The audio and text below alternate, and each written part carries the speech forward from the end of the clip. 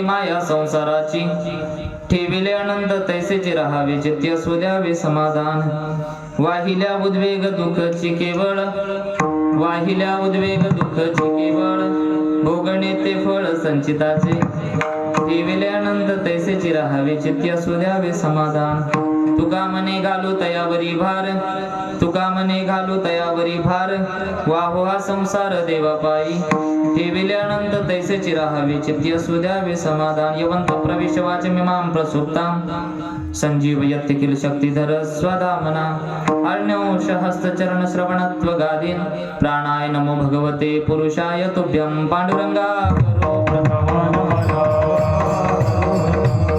पांडुरंगा गुरु प्रथम नमः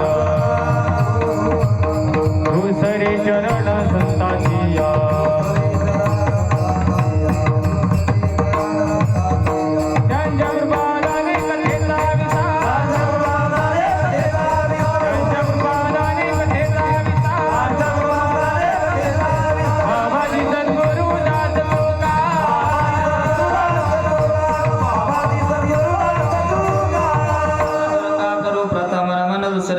संतांच्या त्यांच्या कृपादाने कथेचा विस्तारू बाबाजी सद्गुरु दास तुकालंकापुरी रम्य सिंहासनास्थान पदं भोजते जगस्पृदे प्रदेशं विदींद्रादिदेव सदा स्तूयमानं समाधिस्थ मूर्तिं भजे ज्ञानदेवं नमो ज्ञानेश्वरा नमो ज्ञानेश्वरा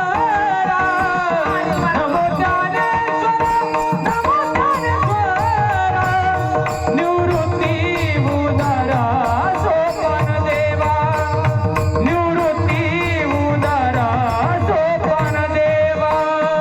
नमो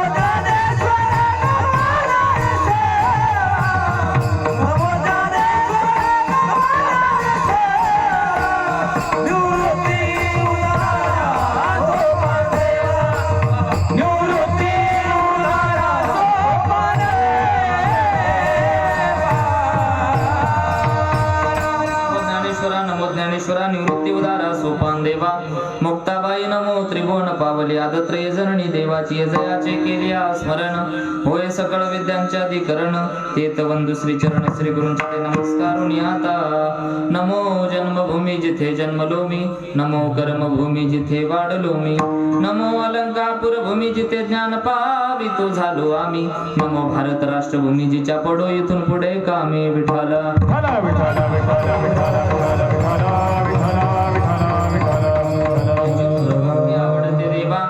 हिची थोर भक्ती आवडते देवा संकल्पावी माया संसाराची ठेविले अनंत तैसेची राहावे चित्ती असू द्यावे समाधान सेवेकरता निवडलेला अभंग इको जास्त झाला अक्षरब्रह्म आवेगतज्ञ अलौकिक काव्य तत्परता सामर्थ्यता प्राप्त मुक्त कैवल्य तेजोनिधी संत सम्राट श्री ज्ञानोबराय यांना सुद्धा भूषणावाने प्रिय असणारे तथा छत्रपती शिवाजी महाराज यांचे आद्य गुरु जगद्गुरु तुकोबराय यांचा 4 चरणाचा आणि भक्तीचा महिमा सांगणार आहे विठ्ठल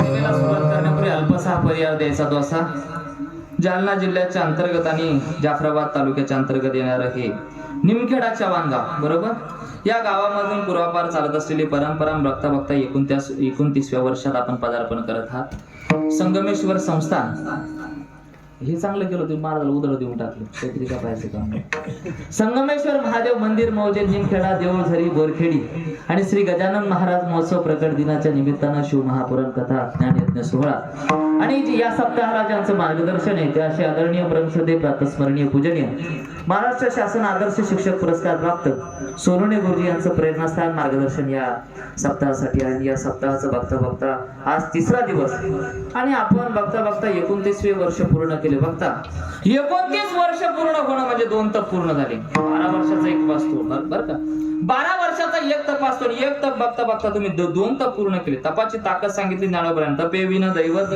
दिदल्या विन प्राप्त तुझे विन ही पूर्ण सांगितले ज्ञानोबराय सांगतात तपाशिवाय देव प्राप्त होत नाही दादा इको कमी करा तपाशिवाय देव प्राप्त होत नाही तप म्हणजे काय अहो कोणत्याही क्षेत्रात तुम्ही 12 वर्ष प्रामाणिकपणे द्या म्हणजे एक तप पूर्ण होतो आणि एक तप पूर्ण झाला की काय होतं आपल्याला सिद्धी सफलता यश प्राप्त होत असते लक्षात असू द्या कोणत्याही क्षेत्रात असू द्या आता 12 वर्ष मृदंगाच्या क्षेत्रात विठ्ठल बाबांनी दिले की विठ्ठल बाबांनी जरा नुसती थाप जरी टाकली की गोड वाटायला लागते. ही ताकद कशाची असेल? तपाची ताकद आहे. जाऊ द्या, थोडा विषय दूर नेऊ. कसा? गायनाच्या क्षेत्रात प्रामाणिकपणे 12 वर्ष सेवा केली. रामेश्वर बाबा असेल, अनिल बाबा असेल, किरण महाराज असेल, 12 वर्ष प्रामाणिक सेवा केली की त्यांनी नुसता स्वर लावायचा जरी प्रयत्न केला, माईक जवळ धरला की गोड वाटायला लागतं. कशाची ताकद असेल? तर तपाची ताकद आहे. सिस्टम वाले दादा 12 वर्ष या क्षेत्रात काम केलं यांनी. एक तप पूर्ण केला की यांनी सहज जरी गोड ठेवलं बटनावर तो गोड वाटतं. अहो तुम्हाला सोप्या भाषेत सांगू का, 12 वर्ष तुम्ही प्रामाणिकपणे चोऱ्या केल्या ना, त्याच्यानंतरच्या उघड्या पडत नाही. मला सांगायचं काय, कोणत्याही क्षेत्रात असू द्या, तुम्ही 12 वर्ष जर प्रामाणिकपणे दिले, म्हणजे महाराज सांगतो म्हणून चोऱ्या करायची नाही, उचापात्या बाहेर येईन सगळ्या. हा, विनोदाच्या भूमिकेतून सांगितलं, 12 वर्ष तुम्ही कोणत्याही क्षेत्रात प्रामाणिकपणे द्या, तुम्हाला काय सिद्धी, सफलता, यश प्राप्त होत असतं. लक्षात असू द्या, कोणताही क्षेत्र असू द्या. अरुण दादा वकिली क्षेत्रात जा, तुम्ही 12 वर्ष प्रामाणिकपणे द्या, नंतर लोक आपल्या घरी येत असते शोधत वकील कोणता आहे म्हणून. क्षेत्र कोणताही असू द्या, तुम्ही प्रामाणिकपणे जर 12 वर्ष त्याची सेवा केली ना, आपल्याला सिद्धी, सफलता, यश प्राप्त होत असते. बघता बघता आपलं 2 तप पूर्ण झाले, आणि 2 तप पूर्ण झाल्यानंतर भगवंताची प्राप्ती व्हावी या हेतून चालत असलेला अखंड हरिनाम सप्ताह खरंच गोड नियोजन बरं का. मला इथं आल्यानंतर खरंच विलक्षण अनुभूती आहे बरं का. संगमेश्वर देवस्थानाची विलक्षण अनुभूती. तुम्हाला जीवनामध्ये किती हालापेष्ट असल्या तर मी तो म्हणतो, फक्त इथं येऊन बसा, सगळ्या शंकाचं निरसन इथं होऊ शकतं. इतकी ताकद देवस्थानामध्ये. खरंच इथं आल्यानंतर एक दिव्य अनुभूती येते बाबा. खरं ताकद असते देवस्थानाची. नाहीतर इतक्या दूर, इतक्या माळरानात इतकं गोड वातावरण कुठं वाटतं का? आपल्या शेतात जाऊन बसा बरं रात्रीच्या ह्या वेळेला, नाही गोड वाटणार तुम्हाला. सुभाष दादा आपण शेतात जाऊन बसलो उपसरपंच साहेब, नाही वेळ लागत, पण इथं आलं की दिव्य अनुभूती भेटती बाबा. खरंच गोड असं वातावरण आहे. आणि या कीर्तनाच्या साथीसाठी खरं म्हणजे महाराष्ट्रातील खूप मोठी उंचीचे लोक आहेत. विठ्ठल बाबा असतील, रामेश्वर दादा असतील, अनिल महाराज असतील, किरण, खूप मोठं नाव आहे बरं का. वाजवणारे 1 नंबर, गाणारे 1 नंबर, ऐकणारे 1 नंबर. फक्त महाराज 2 नंबर. तुम्ही तर खराबच दिसता. हे महाराज 1 नंबर बरं का. ते मग मलाच कौतुक करावं लागू राहिलं. विठ्ठल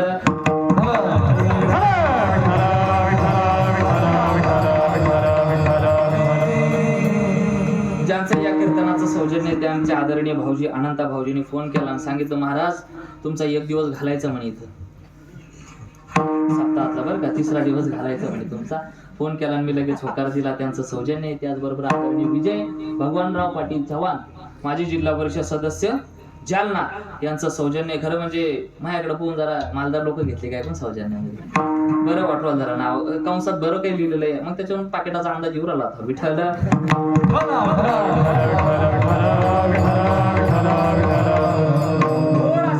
असं सगळं बरं का वातावरण. पूर्वपरिचित असणारे परमश्रद्धेय प्रातस्मरणीय पूजनीय बाबा सुद्धा बसलेले. बाबांचा माझा खूप जुना संबंध आहे बरं का. बाबांची सुद्धा उपस्थिती. सगळे माझ्यापेक्षा मनानं धनानं सगळ्याच गोष्टीनं धनानं. याच्यामुळे म्हणावं लागतं की आमचं गाव तुमच्या इतकं श्रीमंत नाही. तुमच्या गावात लय पैसा दिसू राहिला, पाणीच पाणी दिसू राहिलं.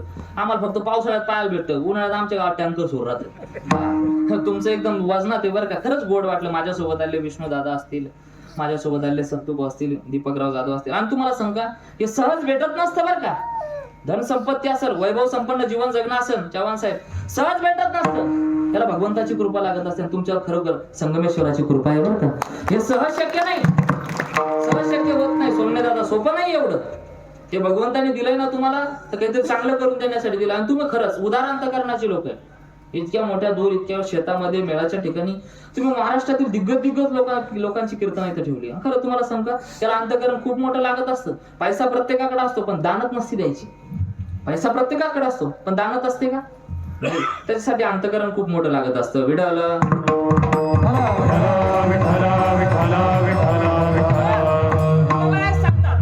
भक्ती आवडते देवा, संकल्पावी माया संसाराची. लक्षात असू द्या काय, भगवंताला भक्ती कोणती आवडल, याची थोर भक्ती आवडते देवा. आणि फुटी घातली द्या, संकल्पावी माया संसाराची. काय तुकोबाराय सांगतात, संसारावर जे प्रेम करताना तुम्ही माया करताना ते तिथं करू नका. कुठं करा, भगवंताच्या ठिकाणी करा. ठेविल्यानंतर तैसेची राहावी, चित्ती असू द्यावे समाधान. काय भगवंत जसा ठेवतोय ना तसा राहण्याचा प्रयत्न करा, आणि चित्तामध्ये सदैव समाधान ठेवा. बरं आम्ही तसं करतो हो, मग आमच्या जीवनात दुःख काय येतं, मग तुकोबाराय सांगतात, वाहिल्या उद्वेग दुःखाची केवळ भोगणे ते फळ संचिताचे. लक्ष, तुमच्या जीवनात दुःख येतंय ना, तर ते संचिताचं फळ आहे. बा आम्हाला भार वाटायला लागला, त्याचं ओझं वाटायला लागलं. तुकोबाराय सांग, तुका मने घालू तयावरी भार, वाहुआ संसार देवा पायी. हा झाला सरळ सरळ अर्थ. विठ्ठल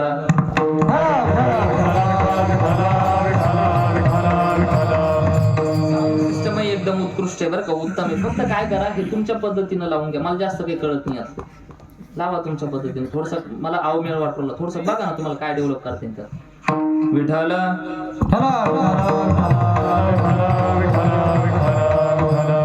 उत्कृष्ट बरं का. दादांची सुद्धा उपस्थिती. सर्वांच्या चरणी साष्टांग प्रणिपात करतो आणि सेवेला सुरुवात करतो. बघा, कलियुगामध्ये कीर्तन करताय आपण बरं का. संगमेश्वराच्या दरबारात येऊन बसतो आपण. काय यावं लागत असेल बरं, तुम्ही विचार करा थोडासा. काय यावं लागत असेल?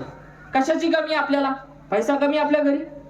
विज्ञानानं आपल्याला इतकं पुढे नेऊन ठेवलंय, मंगळावर लोक जमिनी घ्यायला चालले. कशाची कमी आपल्याला? काय यावं लागत असेल इथं? काय गरज असेल कथा कीर्तनाची? प्रश्न पडायला पाहिजे. माझी भाषा कळती ना? असं कोण पोरायला तुम्ही मारखांड्या पाहिला तुम्हाला काही राग बिग माझा? मी लय लांबचा आहे, आपला तुमचा काही संबंध नाही बरं का. बिलकुल असं हे नका पाहू ना, असं मला भीती वाटू राहील तुमची जरा. आणि तुम्ही असं जरा चेहरे प्रसन्न ठेवा, वाटू द्या तुम्ही सप्ताहातल्या कीर्तनात 13व्याच्या नाही.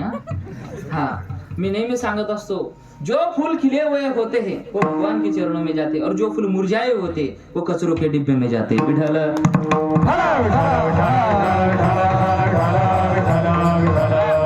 भगवंताच्या चरणामध्ये जायचं असेल तर कसं पाहिजे माणसाने?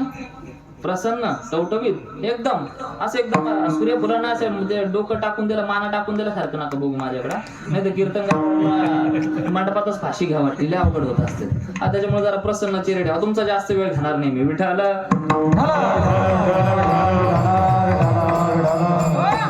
ज्ञानोबा सांगतात, तुकोबा सांगतात आपल्याला भगवंताची भक्ती करा, भक्ती करा सांगतात ना आपल्याला. मग आपल्याला सांगतात ना कलियुगात कीर्तनाची गरज काय? मला हे सांगायचं होतं. विज्ञानात प्रगती केली, मग आपल्याला संत कीर्तन करायचं का सांगत असेल? मग संतांनी सांगितलं, ज्ञानोबारांनी सांगितलं, तुकोबारांनी सांगितलं, नाथबाबांनी सांगितलं. प्रश्न पडायला पाहिजे. ज्ञानोबारा सांगतात कीर्तन आहे तरी कीर्तनाची नटनाची नाशिले व्यवसाय प्रायश्चित्ताचे जे नामची नाही पापाचे ऐसे केले. लक्षात असू द्या, कलियुगात असं एक माध्यम आहे म्हणे की तिथे गेल्यानंतर साक्षात तुम्हाला भगवंत भेटेल. ते माध्यम जर कोणतं असेल तर कथा कीर्तन. लक्षात असू द्या. मग कथा कीर्तन करायची का सांगितलं असेल आपल्याला? ज्ञानोबारांना का सांगितलं असेल? ज्ञानोबा तर योगाची माऊली म्हणतात. नाथ परंपरेचे प्रवर्तक आहेत ज्ञानोबा आहे. योगाला प्रधान मानणारे. मग आपल्याला योग करायचे का सांगितले नसेल? योग याग विधी वायाचे उपाधी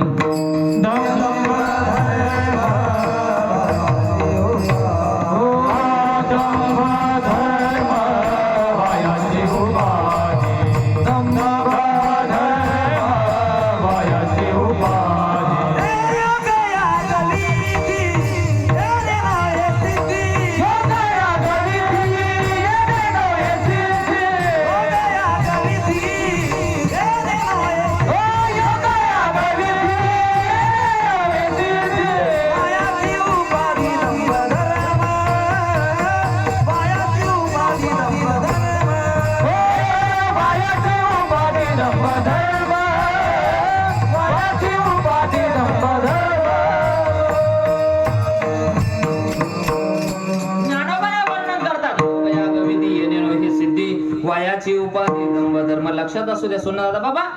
योग आपल्याला का सांगितलं सर? वायाची उपाधी दंभधर्म. हे तुम्हाला जमणार नाही. मग योगात ताकद नाही का? योगात ताकद आहे, पण आपण त्या पात्रतेचे नाही. मग सांगितलं तुम्ही योग करू शकत नाही. दानोबा सांगतात, योगाची या वाटा जे निघाले असुबटा तया दुःखाचा शेल वाटा भागाला. लक्षात असू द्या, योग करायला गेले ना तुम्ही तर दुःख तुमच्या वाटेल. इतकं गोड प्रमाण म्हटलं, तुम्हाला काहीच वाटलं नाही का बरं?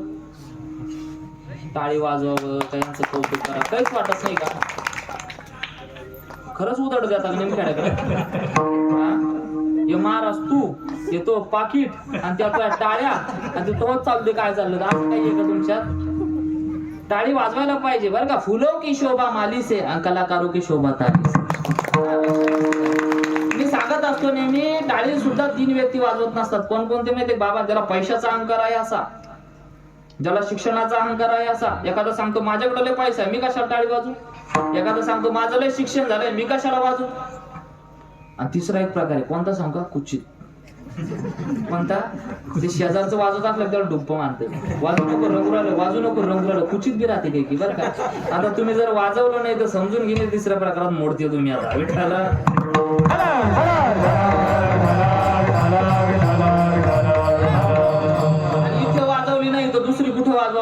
सांगता येत नाही पुढच्या जन्मात. विठ्ठल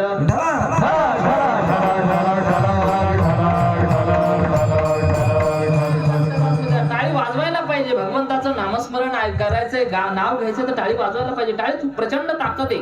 तुम्हाला सांगू का, आपल्या ॲक्युपंक्चरिंग सगळ्यात मोठी ताकद काय असतं तर आपलं ब्लड प्रेशर सर्क्युलेशन व्यवस्थित होत असतं. आणि तुम्हाला कसं आहे माहिती का, ज्यांना फायदा असला तेच करता, तुम्ही विनाकारण गोष्टी करत नसता, लक्षात असू द्या. मग योग करायचे का नाही, योग आपल्याच्यानं जमणार नाही. मग आपल्याला सांगितलं बाबा कलियुगात असं एक माध्यम आहे, ते तुम्ही केलं ना तुम्हाला भगवंत भेटेल. आणि ते माध्यम कोणतं असेल ते नाही. कलियुगा माझी करावे कीर्तन, कलियुगा माझी करावे कीर्तन, कलियुगा माझी करावे कीर्तन, कलियुगा माझी करावे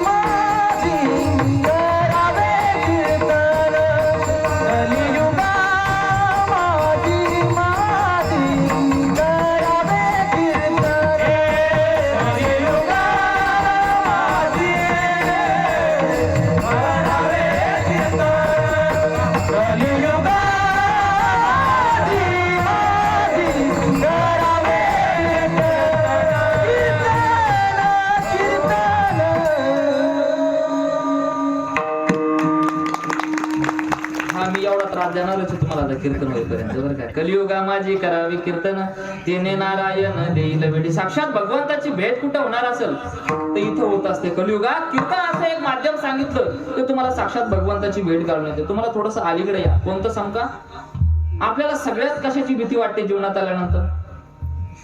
बायकोची नाही, दुसरं ना कोणती, कोणाची? बायकोची प्रत्येकालाच वाटते, तो विषय सोडून द्या. महाराजाला बी वाटते, कोणाचं तुम्ही अंदाज लावा. आम्ही इतकं मोठ्यानं कोण बोलतात आमच्या घरची इथं नाही म्हणून जास्तच असतं ती बजेट बरं का. हा, कशाची भीती वाटते आपल्याला सगळ्यात? मारायची. वा, उत्तर सुंदर दिलं बरं का. सगळ्यात भीती कशाची वाटत असेल तर मारायची. कुणाला वाटतं का बाबा? म्हणतात बाबा माझी चिठ्ठी कुठं विसरली असं, मला कोणच घुसले ना. हे फक्त तोंडापुरतं. मारा कोणालाच वाटत नाही, कुणालाच नाही. किती म्हातारा झाला माणूस की मारा वाटतं का? नाही. आणि मारणारा माणूस बी जर चांगलं कमवून जायला असतं ना तर घरच्याला बी वाटतं यानं मरुनी म्हणून सध्या. तर बऱ्याच गावात स्वातंत्र्य सैनिक आहे. स्वातंत्र्य सैनिक आहे तुमच्या गावात? त्या स्वातंत्र्य सैनिकांना रजाकारीच्या काळात त्या लोकांना पगारी सुरू होईल त्या म्हाताऱ्याला. तर त्या म्हाताऱ्याला खोकला बी लागला ना, तो डायरेक्ट औरंगाबादच्या दवाखान्यात घेते म्हातारा. 40-50 रुपये पेन्शन येते त्याला. मग म्हातारा मरू द्या, मशीन येते एटीएम पैशाचं. हा, घरच्याला पण मरू द्या वाटत नाही. एक जण काय झालं, असंच मारायला आलं. एक जण म्हातारा मारायला आलं.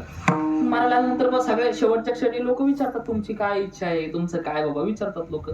पण तसं विचारण्यापेक्षा शेवटच्या क्षणी भगवंताचं नाव घ्यायला पाहिजे. अंतकालेचे मामेव स्मरणयुक्ता कलेवरम. शेवटच्या क्षणी नाव घ्यायला पाहिजे भगवंताचं. त्याला विचारायला काय बाबा, मग शेवटच्या क्षणी देवाचं नाव घेता येत नाही माणसाला, वाचा उचलत नाही. मग ते काय करायचं, असं करायचं, असं करायचं. घरच्या लेखी येऊन बसेल, लेखाजवळ येऊन बसेल. म्हातारा काय करायचं,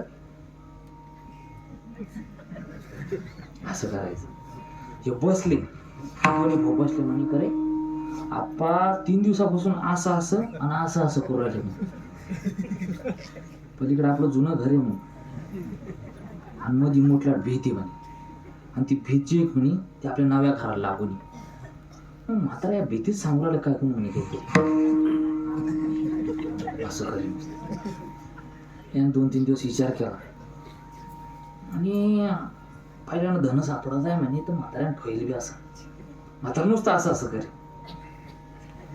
यानं 3 दिवस बघितलं. वैद्याला 1 दिवस संपर्क केला आणि वैद्याला सांगितलं म्हातारा असं करतं म्हणे, असं करतं. वैद्यानं सांगितलं मला 1 लाख रुपये जर दिले तर म्हातारा 5 मिनिटं बोलू शकतो. काय 5 मिनिटं बोलू शकतं म्हणजे म्हातारा. यांनी वैद्याला बोलवलं. दोन्ही भावांनी 50-50 हजार केले वैद्याला दिले. वैद्याला दिल्यानंतर म्हातारा 5च मिनिटं बोललो. ते बाबा सांगा काय नेमकं. बाबा काय पलीकडच्या घरातलं आहे का? त्यांना चाळणी नेली म्हणे आपली पीठ दळायची.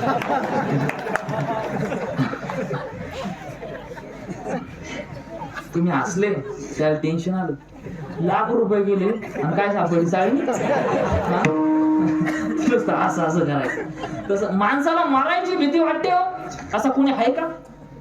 एक लक्षात असू द्या, 3 गोष्टी ठरलेल्या आहे. माणसाचा जन्म जिथं व्हायचा तिथं होणार आहे, माणसाचं लग्न जिथं व्हायचं तिथं होणार आहे, माणसाचा मृत्यू जिथं व्हायचा तिथं होणार आहे. ते ठरलेलं आहे, ते कोणाच्या हातचं नाही. सोडणे दादा, जन्म ज्या घरात व्हायचा त्या घरात होणार आहे, लग्न जिथं व्हायचं तिथं होणार आहे. लोक म्हणतात प्रारब्धाचा भाग होता, नशिबाचा भाग होता. जिथं व्हायचं तिथंच होतं. बरेच लोक म्हातारे माणसं 50-55 झाले का बायकोला घरी भांडते आणि बायकोला काय म्हणते, मी तुझ्या संग लग्न करून पस्तावलो. मी आपल्या भाषेत सांगू का, अख्खा गुड पेटला ना आता 2 पेंड्या काढून आला. 55 वर्ष झालं, काय फायदा सांगून तिला. लक्षात असू दे, जिथं लग्न व्हायचं तिथं होणार आहे आणि जिथं मृत्यू व्हायचा तिथं होणार आहे. जे जे असेल प्रारब्धी, जे जे असेल प्रारब्धी, हे नसले कर्म कधी, हे नसले कर्म कधी, होणारा बुद्धी, होणारा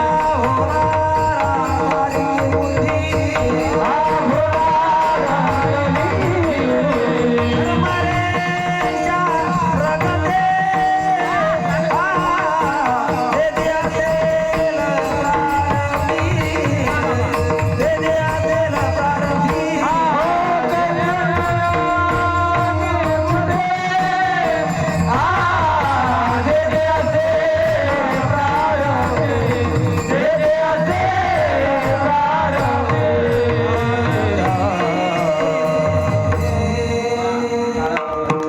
आपल्या जसं प्रारब्धात असतं, जसे आपलं कर्म असतं तसं आपल्याला भोगावं लागत असतं जिथं आपला देह जात असतो. लक्षात असू द्या. बर, मरायचं प्रत्येकाला आहे, पण भीती प्रत्येकाला वाटते. लक्षात असू द्या. मी म्हणन की बाबा तुम्ही सगळे मारणार आहे, तुम्ही माणसानं आम्हीच नाही बाबा, तुम्ही बी सगळे मारणार आहे, कोण इथं जिवंत राहणार आहे. पण लक्षात असू द्या, सदा काळ गणना करी आयुष्याची, कथेच्या वेळेची आज्ञा नाही. लक्षात असू द्या, काळ आपलं आयुष्य मोजायला बसलेला आहे. यामानं कामाला लावलंय काळाला, काय आयुष्य मोजण्यासाठी. पण बघा, सदा काळ गणना करी आयुष्याची, कथेच्या वेळेची आज्ञा नाही. म्हणजे कथा कीर्तन ज्या वेळेत तुम्ही ऐकता ते 2 तास तुमच्या गिनतीत धरल्या जात नाही. काळ तुमचे ते 2 तास मोजत नाही. म्हणजे तुम्हाला ते शिल्लकचे 2 भेटते. म्हणजे इथं आला की माणूस मरत नाही. म्हणजे काय होतं, त्याचे 2 तास वाचते. म्हणजे इथं आला की माणूस मरत नाही, तरी बरेच लोक इथं मरत नाही. उशिरा काय ते 5G मधलं आहे बरं का. इथं आला की माणूस मरत नाही, तरी बरेच लोक इथं मरत नाही, मग ते घरी मरते. विठ्ठल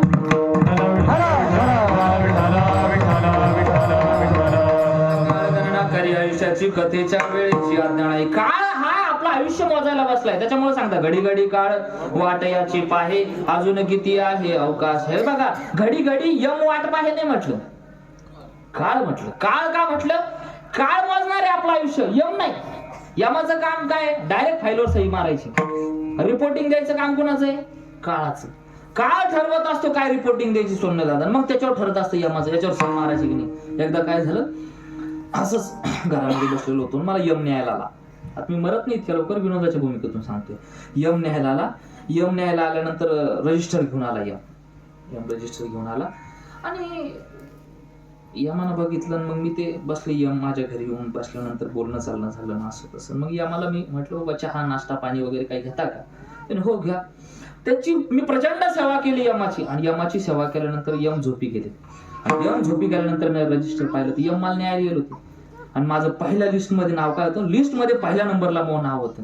मी नाव बघितलं आणि म्हटलं यम आता झोपी गेले, आपल्या घरात आराम करू राहिले, जेवले बिवले झोपी गेले. आता आपण तोपर्यंत काय करू, 1 नंबरचं नाव शेवटला नेऊन घालू. शेवटला नाव नेऊन घातलं. यमानं आराम गिराम करला आणि यम उठले आणि यमाला पश्चाताप झाला. अरे समाधान महाराज लय चांगला मनुष्य, चहा पाणी जेवण सगळं काही केलं आपल्या या माणसानं, आणि आपण उगाच यायला न्यायला आलो राव. यम बसले, मला म्हणे, महाराज मी तुम्हाला न्यायला आलो होतो, तुमचं नाव 1 नंबरला होतं आणि मी तोपर्यंत काय करत होतो, शेवटला नाव टाकून दिलं होतं खाडाखोड करून. मला पश्चाताप झाला म्हणे तुम्हाला न्यायला आलो होतं. मी तुम्हाला न्यायचं ठरवलं होतं म्हणे, पण आज मला विचार बदलला म्हणे. मी 1 नंबर पासून सुरुवात करत होतो म्हणे, पण तुम्ही मग एवढी आदरातीत केलं ना, आता शेवटून सुरुवात करणार त्यांनी. म्हणजे नंबर कधी का व्हायला लागत असतो आणि जावं लागत असतं, प्रत्येकाला जावं लागणार आहे, पण इथं आलं की माणूस मरत नाही. विठ्ठल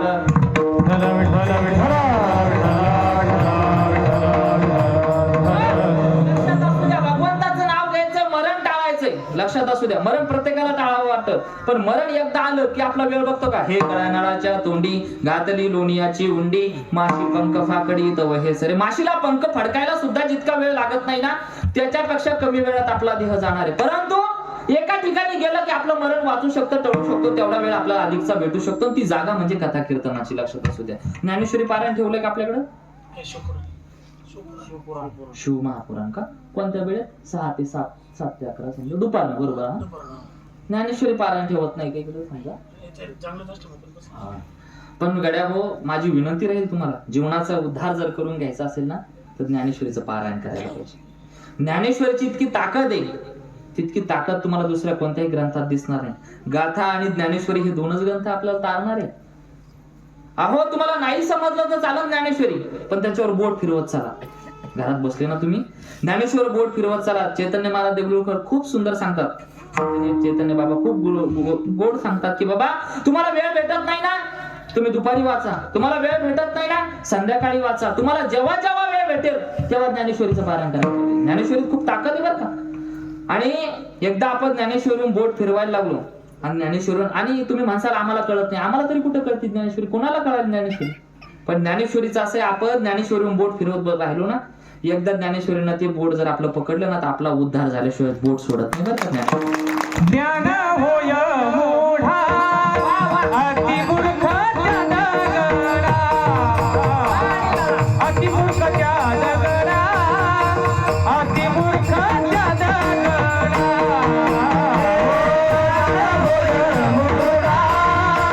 अतिमूर्ख अतिमूर्ख त्या दगडा,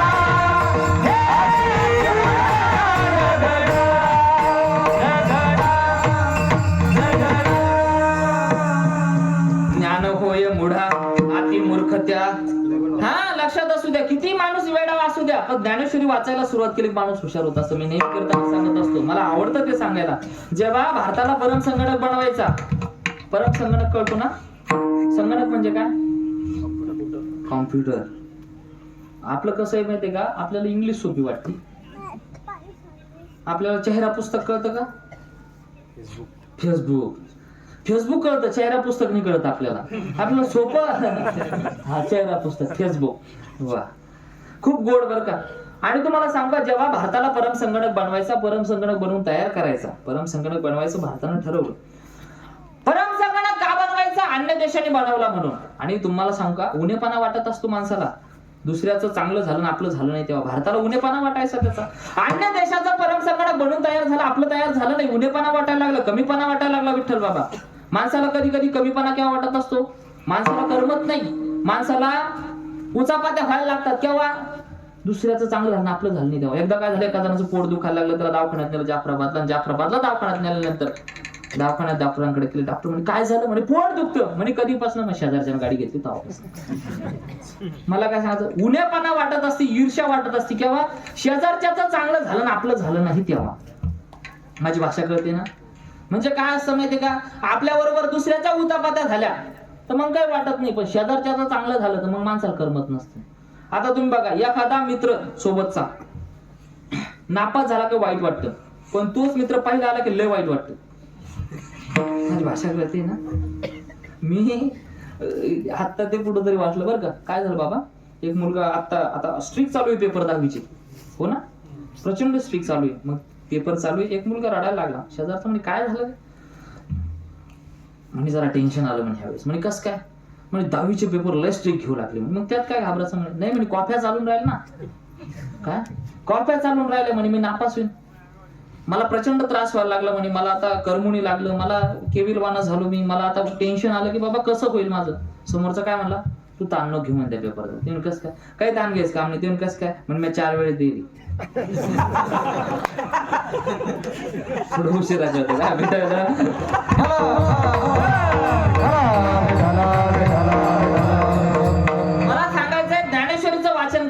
लक्षात असू दे. असंच काय झालं, एका जणांनी कीर्तन ऐकलं सुभाष दादा, आणि कीर्तन ऐकल्यानंतर त्यानं ते पाठ सुरू केलं की ज्ञानेश्वरी वाचायचं, घरी जायचं ज्ञानेश्वरी वाचायचं. गल्लीत ज्ञानेश्वरी वाचले 10 पानं की गल्लीत येऊन सांगायचं, अहो मी ज्ञानेश्वरी वाचतो, अहो मी ज्ञानेश्वरी वाचतो. आणि बाकीचे काय करायचे, ऐकायचे. ते पोरग होतं 10वी-12वीचं, दररोज 10 पानं वाचायचं, गल्लीत यायचं, लोकांना सांगायचं मी ज्ञानेश्वरी वाचतो. काय, मी ज्ञानेश्वरी वाचतो, मी ज्ञानेश्वरी वाचतो. आणि मग काय व्हायचं, बाकीच्या लोकांनी ऐकलं की ते त्याच्या पोराला त्रास द्यायचे. पाय ना, भिकापूरचं पोरग ज्ञानेश्वरी वाचतं, दररोज 10 पानं, तुला कधी समजन, तुला कधी अक्कल येईल. त्या बाकीच्या पोराला त्रास व्हायचा. हे काय करायचं, 10 पानं वाचायचं आणि गल्लीत येऊन सांगायचं मी दररोज ज्ञानेश्वरी वाचतो. त्या पोराला त्रास व्हायला लागला. एक दिवस काय केलं त्यांनी, ते घराच्या बाहेर आलं की हे त्याच्या घरात घुशी. घरात घुशीन काय कर, यांना 10 पानं वाचून जी खून करले का, ती पुन्हा 10 पानं मागं नेऊन मागं ठेवून दे तिची खून. त्यांना 8-15 दिवस ज्ञानेश्वरी वाचली आणि बाहेर येऊन सांगायला लागलं, अरे ज्ञानेश्वरी वाचा रे, दररोज ज्ञानेश्वरीचं वाचन करा, मी दररोज 10 पानं वाचतो. पोर म्हणजे तुला समजलं काय, काय जाणवलं तुला ज्ञानेश्वरी, काय शिकला तू त्यातून.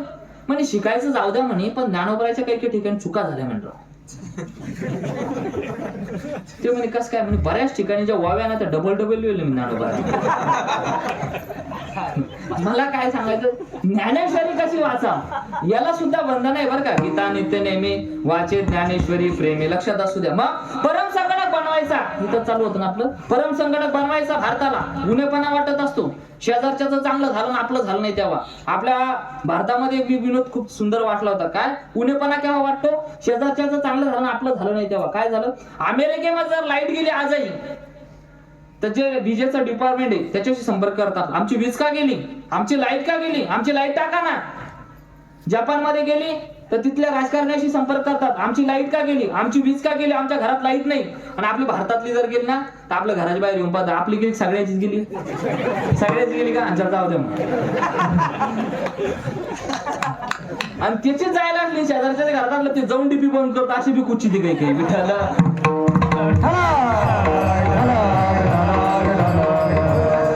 ज्ञानेश्वरी वाचायची आपल्याला, कशी वाचायची, गीता नित्य नेहमी वाचे ज्ञानेश्वरी प्रेमी, लक्षात असू द्या. परम संगणक बनवायचा, परम संगणक बनवून तयार करायचा. भारताला उन्हेपणा वाटायला लागला. मग भारताने ऍड काढली, जाहिरात काढली, रिक्रुटमेंट काढली, ऍडव्हर्टाईज काढली की आहे का कोणी बनवून देणार परम संगणक आपल्याला. शोधाशोध सुरू झाली. एका व्यक्तीनं ती वाचली, वाचल्यानंतर त्यानं पंतप्रधान कार्यालयाशी संपर्क केला आणि पंतप्रधान कार्यालयाशी संपर्क केल्यानंतर त्यांनी पाहिजे ते इन्स्ट्रुमेंट, पाहिजे ते मनुष्यबळ, पाहिजे ते लोक त्याला दिले आणि काही दिवसांनी परम संगणक बनवून तयार झाला. परम संगणक बनवून तयार झाल्यानंतर त्या व्यक्तीचा सत्कार करायचं ठरवलं. त्या व्यक्तीला सत्कार करायला बोलवलं आणि सत्कार करायला बोलवल्यानंतर विठ्ठल बाबा त्याच्या गळ्यात हार टाकायला लागले. काय, हार टाकायला लागले. आणि हार टाकायला लागल्यानंतर त्या व्यक्तीने सांगितलं, नको, मला तो हार नकोय, मी तो हार घेण्याचा अधिकारी नाही, मी त्या पात्रतेचा नाही, मला तो हार नको.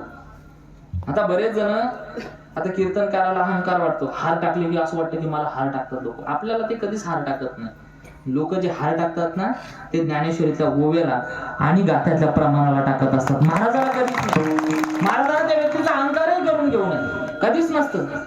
अहो कोण कुणाला हार टाकायला तयार आहे, आपली बायको सुद्धा लग्नाच्या दिवशी ते डुप्लिकेट हार टाकते, ते असं चांदण्याचा हार, ते तारा असतात त्याला छोटे छोटे. कोणी कुणाला हार टाकायला तयार नाही. मग आपल्याला लोक टाकत असतील तर कशामुळे टाकतात, आपण सेवक आहे ज्ञानेश्वरीचे, गाथ्याचे सेवक आहे म्हणून हार टाकतात आपल्याला, नाही तर कशाला टाकतील लोक. मग त्या व्यक्तीने तो हार स्वीकारला नाही. हार स्वीकारला नाही. मग सगळ्यांना प्रश्न पडला की बाबा हार का स्वीकारला नसेल. तो व्यक्ती बोलायला उठला आणि बोलायला उठल्यानंतर सांगायला लागला, जेव्हा मी जाहिरात बघितली की परम संगणक बनवायचा, मी सुद्धा निराश झालो होतो. मला सुद्धा वाटलं विठ्ठल बाबा माझ्याच्यानं ते होणार नाही. पण माझ्या घरामध्ये माझे वडील ज्ञानेश्वरीचं पारायण करायचे आणि ज्ञानेश्वरीचं पारायण सुरू असताना माझ्या कानावर एक ओवी पडली, पै अभ्यासाची निबळे एकागती अंतराळे एकाग्र सर्प प्रांजळे केली की. लक्षात असू द्या, अभ्यासानं सगळं काही साध्य होईल. असाध्य ते साध्य करिता सायास कारण अभ्यास बोले मूळ भेदी खडकाचे अंग अभ्यासाची सांग कार्य सिद्धी. लक्षात, अभ्यासात अशी ताकद आहे, असाध्य गोष्ट साध्य करू शकतो. ती ओवी माझ्या कानावर पडली. त्या दिवशीपासून मी कामाला लागलो, अभ्यास करायला लागलो, सायास करायला लागलो, प्रचंड अभ्यास केला. त्या अभ्यासाच्या जोरावर परम संगणक बनून तयार झाला. तुम्ही जो हार मला टाकताय ना तो हार मला टाकू नका. तो हार मी माझ्या सोबत नेऊन घरी जाऊन ज्ञानेश्वरीला अर्पण करतो. ही ज्ञानेश्वरीची ताकद आहे, लक्षात असू. ज्ञानेश्वरी पासून सुचत. आणि तुम्हाला सांगू का, प्रत्येक गोष्टीचा सगळ्यात अगोदर वर्णन कशात आलं असेल तर ज्ञानेश्वरीत आले. हे आता लाईट दिसते, उदकाची ने आवेशे लखलखीत तेज दिसे, तया तेजा माझे असे सरील काही. काय विषकी आहारी पडे, समुद्री पाय वाट जोडे, एकी वाघ ब्रह्म थोकडे अभ्यास केले. ज्ञानोबा सांगता विषकी आहारी पडे, समुद्री पायवाट जोडे. तुम्ही सरावानं काय विष सुद्धा पचू शकता. साधुनी बचनाग खाती डोळा डोळा तोळा तोळा, आणि का ते डोळा न पहावी. हा साधुनी भुजंग धरतीला हाती, आणि कापती देखून या पा. गारुडे असतो तो हा साप पकडतो, तो सहज पकडतो का? त्याला सायास करावे लागतात, त्याला प्रयत्न करावे लागतात. तसं सहज पकडू शकतो हातामध्ये? नाही पकडू शकत. मग हे कशानं साध्य होत असतं? तर अभ्यासानं होत असतं. मी त्या ओव्या ऐकल्या आणि मग मला संकल्पना सुचली, मी नंतर परमसंगणक बनवला. मग याचं श्रेय कशाला जात असेल तर ज्ञानेश्वरीला जातं. त्याच्यामुळे तो हार मी स्वीकारणार नाही, तो माझ्या घरी जाऊन ज्ञानेश्वरीला अर्पण करणार आहे. त्या व्यक्तीचं नाव होतं विजय पांडुरंग भटकर. परमसंगणक शाळेत जाणाऱ्या मुलांनी सर्च करून बघा गुगलला, काय नाव आहे? विजय पांडुरंग भटकर. स्पर्धा परीक्षेची तयारी करणारे पोरं असं ना गावात बरेच आहे का? नाम सोडून दिला सगळ्यांनी. त्याचं बी असं आहे बाबा, स्पर्धा परीक्षेचं असं आहे अनिल दादा, माणूस जेव्हा 12 होती नेमकीच किरण दादा इतकं जोश मध्ये राहतं. ते त्याचं टार्गेट घरून निघलं का जेव्हा पहिल्याच वेळेस तयारीला जायचं तेव्हा ते सांगते एक तर कलेक्टर होईल, नंतर DYSP येतं, नंतर तहसीलदारवर येतं. आणि असे 10-12 वर्ष गेले की त्यांना ठरून जायला असतं मी क्लास 1च होईल, मी तहसीलदारच होईल. मग ते 7-8 वर्ष तिथे अभ्यास केला का मग मित्राला फोन करतं, शिपाई जागा निघल्या सांगा रे. म्हणजे नंतर बदलत चालतं बरं काही लक्षात असू द्या. मला काय सांगायचंय, त्या व्यक्तीचं नाव होतं विजय पांडुरंग भटकर. पांडुरंग भटकर हे कीर्तनकार होते. विजय नावाच्या मुलानं आपल्याला परमसंगणक बनवून दिला. आणि कशाची ताकद असत? ज्ञानेश्वरीची ताकद आहे, तुकोबाराच्या गाथ्याची ताकद आहे. तुम्हाला सांगू का, त्याच्यामुळे तुम्हाला नाही शक्य झालं आता तर घरी गेल्यावर तरी ज्ञानेश्वरी वाचायला पाहिजे. विडवलं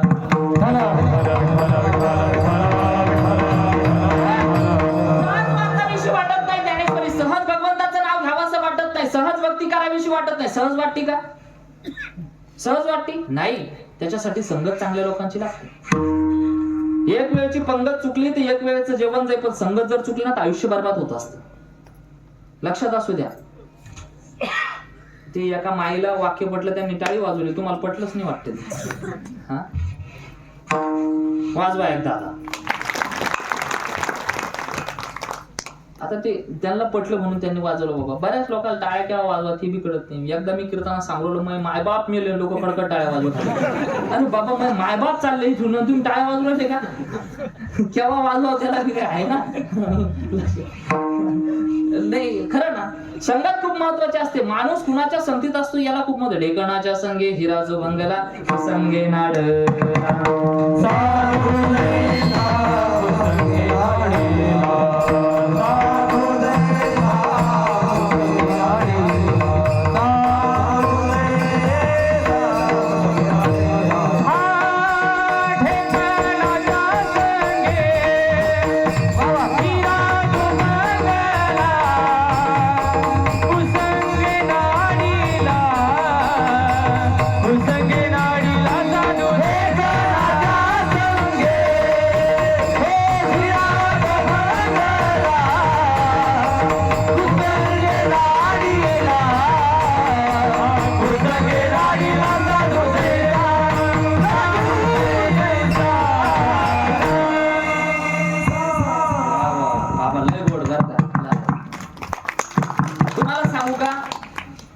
गायन सहज साध्य होत नाही बरं का.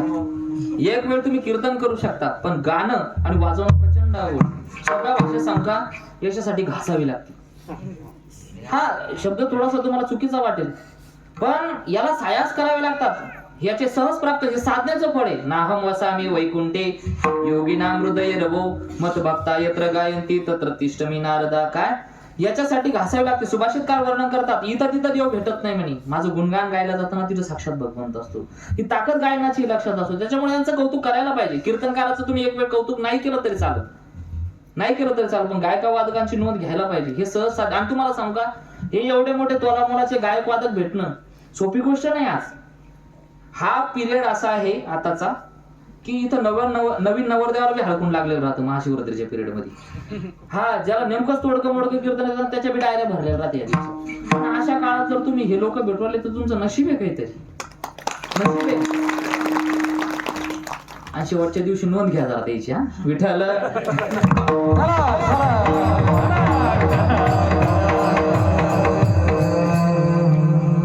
त्याच्याकडे डाऊट नजर नका पोहा की महाराजाला यांना काही सांगून ठेवले काय सांगायचं तसं नाही.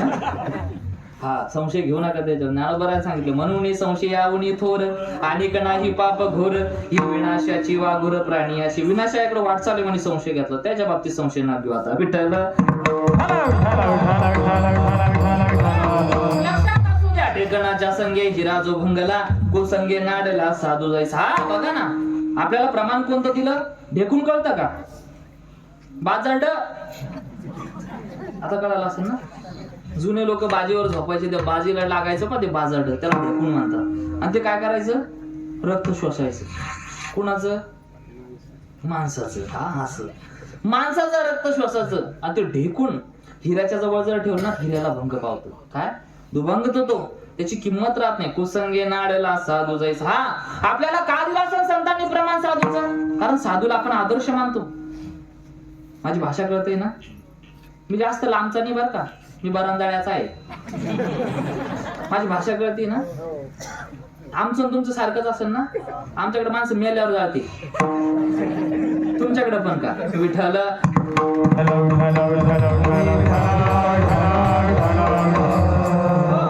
ढेकणाच्या संघातील हिरा घ्यावला की तो भंग पावतो. कुसंगे नाडला साधू जायचं. साधूचं उदाहरण का दिलं असं? साधू हा आदर्श असतो समाजातला. मग तो जर चुकला समाज चुकेल. शाळेमध्ये जा तुम्ही, शिक्षक चुकले मुलं चुकेल.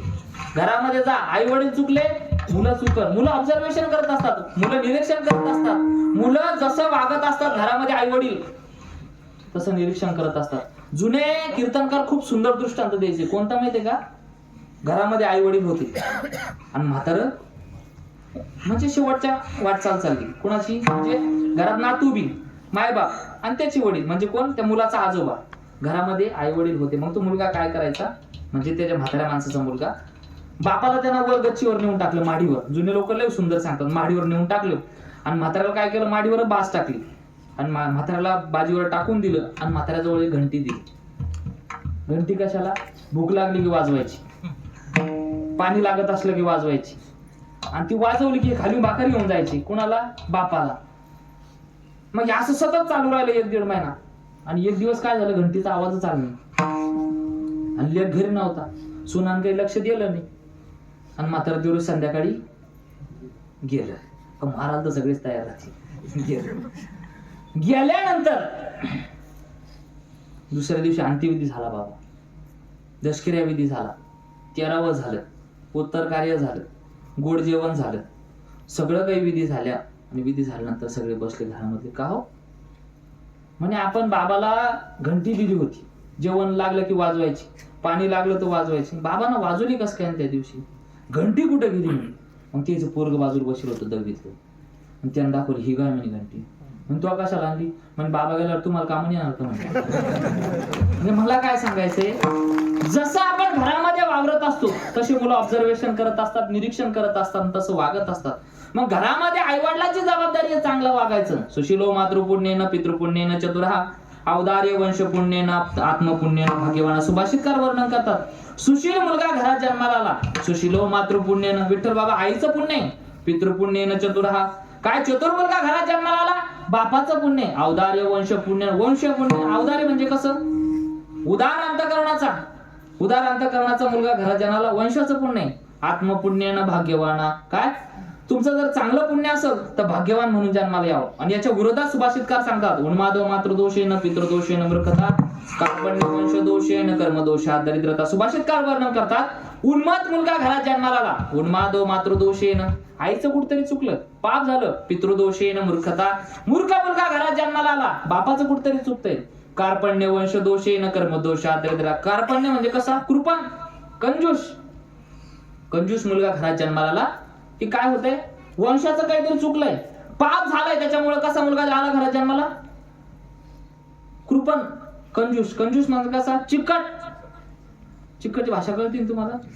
चिकट म्हणजे कसं थोडंच करायचं ना गावावर सांगत हिंडायचं. बरेच लोक असतात महाराज लोकांना जेव घातलं का 8 दिवस सांगते गावात. आपल्या घरी महाराज लोक जेवले, आपल्याकडे महाराज लोक जेवायला होते, काय नव्हतं खायला त्याला घरी भेटतं का? बरेच लोक राहतात बोलणारे. आपल्याकडे महाराज लोक जेवायला होते आणि जेवताना कसे वाढतात माहितीये का? महाराज लोकांना जेवण घालतात. कंजूस लोक महाराज लोकांना बसवतात आणि बसवलं काय करतात? तूप वाढतात. तूप वाढायची पद्धत कशी राहते कंजूस लोकांची? एक असा कंजूस होता, महाराज लोकांना बसवायचा, जेव घालायचा, गावभर सांगायचा. तूप वाढायला बसला दादात कसं वाढायचं माहितीये का? दाबनाना. तुम्हाला आणि योगायोगानं त्याचं लग्न झालं सुभाष दादा.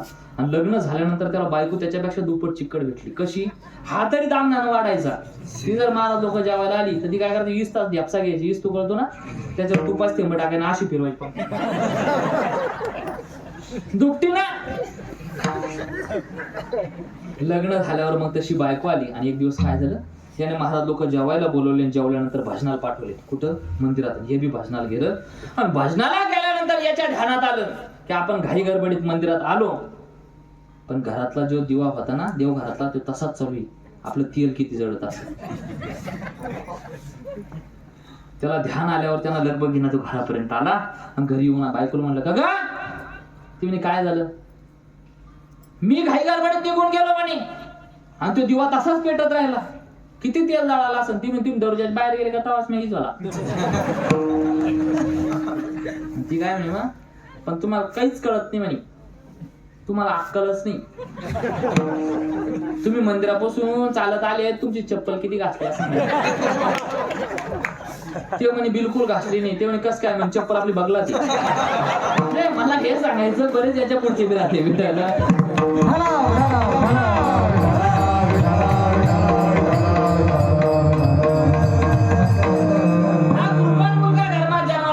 वंश दोषेन कर्म दोष दरिद्रता. कर्म जर चुकले तर गरीब म्हणून जन्माला या, लक्षात असू द्या. मला हे सांगायचंय, घरामध्ये आई वडिलांची जबाबदारी आहे चांगलं वागावं.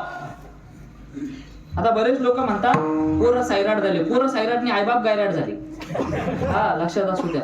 हा, आईबापाची जबाबदारी आहे चांगलं वागावं. शाळेमध्ये गेल्यानंतर शिक्षकाची जबाबदारी आहे चांगले वागावं. घरामध्ये एखाद्या बापानं जर पोरापुढं तांबाखू खाल्ली ते गांजा फुकत.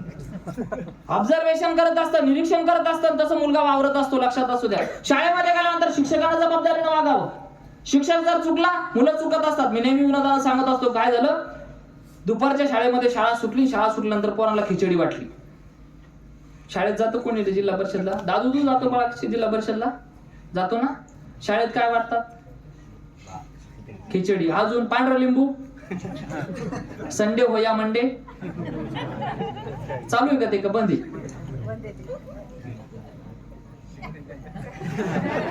त्याला समजलं ते आता. तो त्यांचा विषय झाला बरं. खिचडी वाटायचे बाबा आणि खिचडी वाटली की पोरं खिचडी खायचे, सर पण खिचडी खायचे. एक दिवस काय झालं? पोरांनी खिचडी खाल्ली, अर्धे वर्गात बसले, अर्धे ग्राउंड मध्ये खेळायला गेले. सरांनी खिचडी खाल्ली, दमकून खिचडी खाल्ली. खिचडी खाल्ल्यानंतर काय झालं? सरला झोप यायला लागली. काही वर्गात बसले पोरं, काही बाहेर खेळू राहिले. सरला झोप यायला लागल्यानंतर सरांनी अंग टाकलं. अंग टाकल्यावर गरमाट व्हायला लागली. गरमाट व्हायला लागल्यानंतर सरांनी शर्ट काढलं. शर्ट काढल्यानंतर तरी गरमाट व्हायला लागली. सरांनी बन्यान काढली आणि बन्यान काढलं तर अंग टाकलं. सरांना झोप लागली. झोप लागल्यानंतर कलेक्टर शाळा तपासायला आला. त्याच दिवशी शाळा तपासायला आल्यानंतर एका पोरानं पाहिलं, आता कलेक्टर ना जर सरला या अवस्थेत पाहिलं तर सरांची नोकरी गेली. पोरग भांगाट पळत सुटलं. सरांना जाऊन सांगितलं आणि सरांना सांगितल्या सर लय हुशार असतात. कलेक्टर लगेच दौर्जात आले. सर उठले. सरला कुठं शर्ट पॅन्ट घातले गेली. पण लक्षात असू द्या, सरांनी त्या कलेक्टरकडे पाहून न पाहिल्यासारखं केलं. जिथं 2G 3G 4G 5G बंद पडतं ना तिथून गुरुजी सुरू होती. सरांनी मागं पाहिलं पण समजू दिला नाही. कलेक्टरकडे पोर आलं आणि अर्धे पोरं बसले. पोरा म्हणे पोरा पाहिले म्हणे माझ्याकडे ध्यान द्या म्हणे, लय दिवसाचं विज्ञान शिकवायचंय म्हणे तुम्हाला. पोरा इकडे माझ्याकडे पाहा म्हणते. याला म्हणते म्हणे पोट.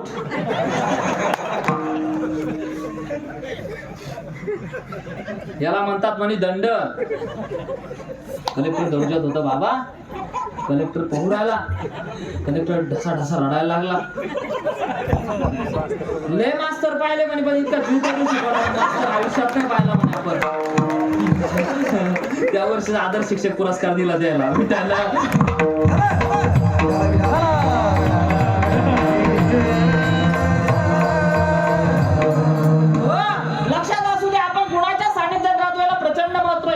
द्या, आपण कुणाच्या सानिध्यात राहतो याचा विचार करायला पाहिजे. मग शाळेमध्ये शिक्षकाची जबाबदारी आहे चांगलं वागावं. कारण शिक्षक हा कधीच 8 तासाचा नोकर नसतो, 24 तास शिक्षक असतो. तुम्ही इंजिनियर बघा, त्याच्या टायमिंग पुरता इंजिनियर, वकील बघा त्याच्या वेळेपुरता वकील, पण शिक्षक हा 24 तासासाठी शिक्षक असतो. लक्षात असू द्या. पहिल्यानं जुन्या काळात वाद जर मिटवायचे असले तर गुरुजीकडे जायचे लोक. गुरुजीला लय महत्व होतं. त्यामुळे गुरुजीनं जबाबदारीनं वागायला पाहिजे. जीवनामध्ये आल्यानंतर जबाबदारी येते.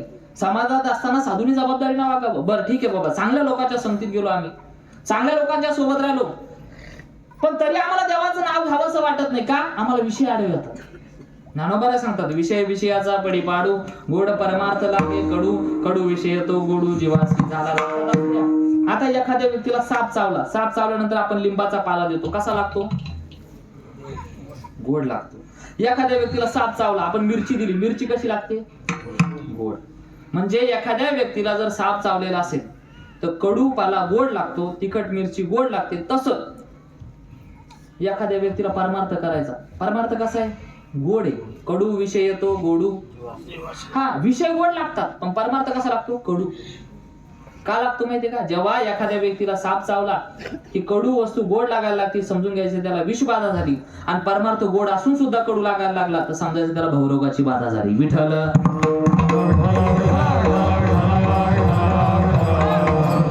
करून सुद्धा आम्ही भगवंताची भक्ती करण्याचा प्रयत्न करू लागलो. मग भक्ती कोणती करायची? अभंगाचं पहिलं चरण.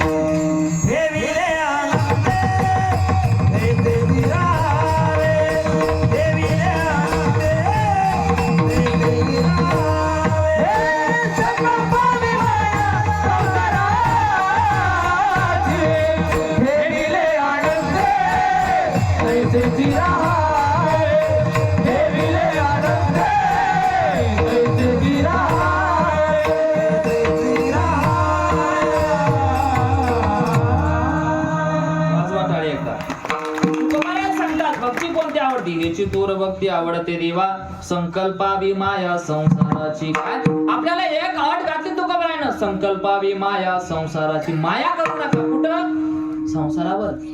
माया का वापरला असेल शब्द?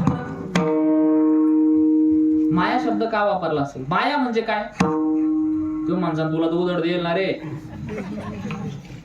माया म्हणजे काय? जी वस्तू आपल्याला वाटते आपली पण ती आपली नसती आणि ती आपल्याला आपली वाटणं, याला म्हणतात माया. सोप्या भाषेत सांगू का? घरातली मुलगी आपली की जावयाची? बरं जाऊ द्या. घरातलं पोरग आपलं सुनाचं?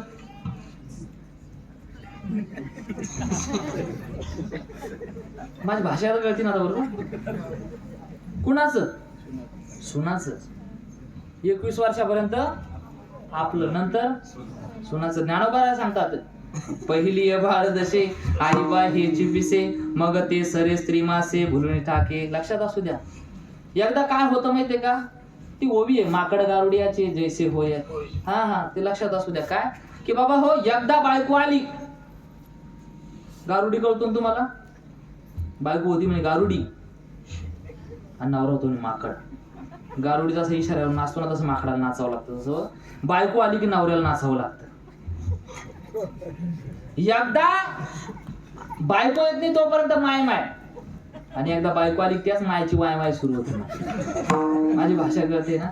काय असतं मग बायकोवरचं मायावरचं प्रेम कुठं जातं? मी माझ्या पद्धतचं सांगत नाही, ज्ञानोबारांना सांगितलंय. पहिली बाळ जशी आई बा हेची विषय, मग ते सरे स्त्री मासे भुलून ठाके. लक्षात असू द्या. माया आली, आई बायको आली की मग मायावर प्रेम राहत नाही.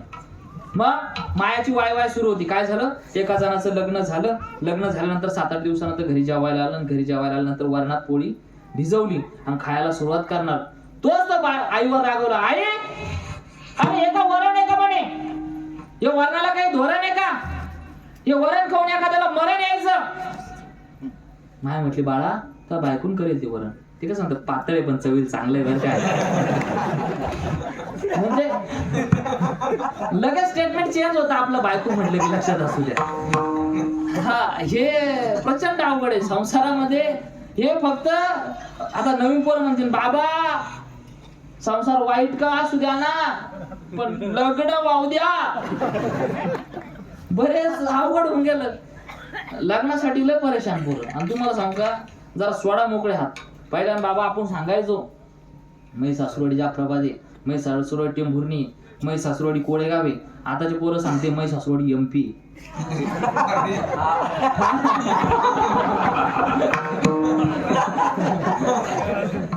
पर्याय नाही त्याला. बऱ्याच कापसा साला आणि इकडच्याच मालकीने झाल्या घराच्या.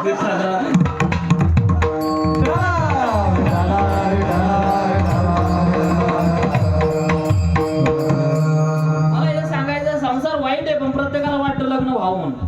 काय झालं, एक जण बस स्टँडवर गेला, मित्र रडत होता. काय झालं रडायला, काय झालं रडायला, तुम्ही बायको मायला चालली. त्याच्या बाजूला दुसरं रडतो, तुला काय झालं, म्हणजे मग येऊ राहिली. म्हणजे मला काय सांगायचंय की बाबा संसारामध्ये दुःख आहे, प्रत्येकाला दुःख. अनिल मला तुला पटलं. दुःख बांधवडी आहे संसार सुखाचा विचार.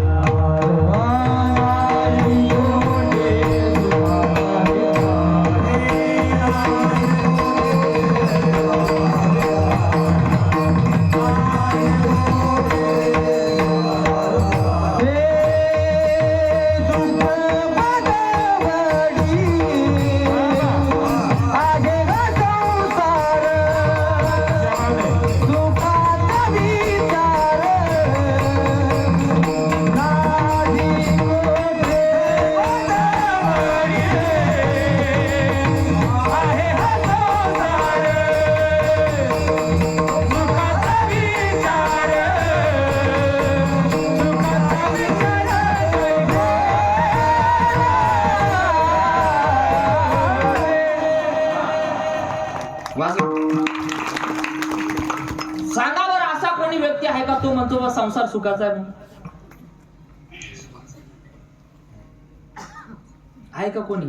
तर आपण 1 रुपया बक्षीस देऊ असलं कोणी.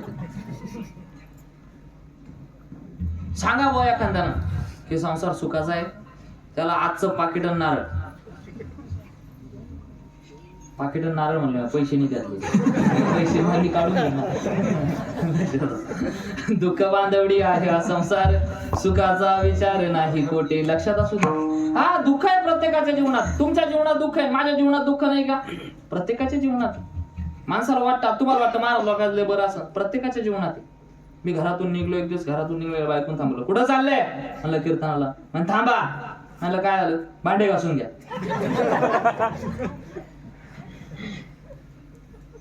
तुम्ही तर शांत बसले, मला राग आला. म्हणलं लाज वाटत तुला, डोक्याचा पता आहे का? लोक कीर्तनासाठी फोन करते, सकाळपासून विचारते कुठपर्यंत आले बाबा, कुठपर्यंत आले. तिथं गेलं की फुलं टाकते, हार घालते, सन्मान करते. तू काय म्हणली, भांडे घासून घ्या. लाज वाटते तुला? इतकं माणूस डेरीनं बोलतं घरी. हा, बाबांना एक लाज आहे दोन्ही हाताने.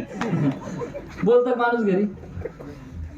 लग्नापासून पाहून राहिलं, म्हणलं तो ह्याच मानानं चालू. काय म्हणले, भांडे घासून घ्या. आधी मी धुणं धुईन, नंतर भांडे घासून. माणसाच्या जीवनात हे बघा, संसारात आल्यानंतर प्रत्येकाला दुःखाला सामोरं जावं लागतं. जुने कीर्तनकार खूप सुंदर सांगत होते. काय असतं माहितीये का, प्रत्येकाला माहिती संसारात दुःख आहे, पण सांगत कोणी नाही. सांगत कोणी? जुने कीर्तनकार खूप सुंदर सांगायचे. म्हणे जुने कीर्तनकार म्हणजे रंगून सांगायचे बरं का. मी जुन्या वक्त्याच्या 2 ऐकले. एक जण काय केलं, मंडळ होतं म्हणे गणपतीचं मंडळ. हा, गणपतीचं मंडळ कुठे गेलं, गणपती आणायला गेलं. गणपती आणायला गेल्यानंतर गणपती, मोठे गणपती, गणपतीला बेंबी बनवलेली असतात मोठी. मग ती बेंबीमध्ये आता खटपेट राहतात हे पोरं. एकाने काय केलं, गणपतीच्या बेंबीमध्ये हात टाकला. जुने कीर्तनकार सांगतात पा, बेंबीमध्ये हात टाकला आणि सटकन हात बाहेर काढा. काय थंडगार लागलं रे म्हणे मध्ये. असं केलं, थंडगार लागलं.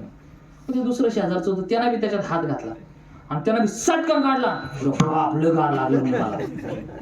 मग तिसऱ्यानं पाहिलं आणि त्यानं बी हात घातला आणि बाहेर काढा. आणि ते म्हणे अरे बाप, काय इच्छू ठणके देऊ राहिला म्हणे मध्ये.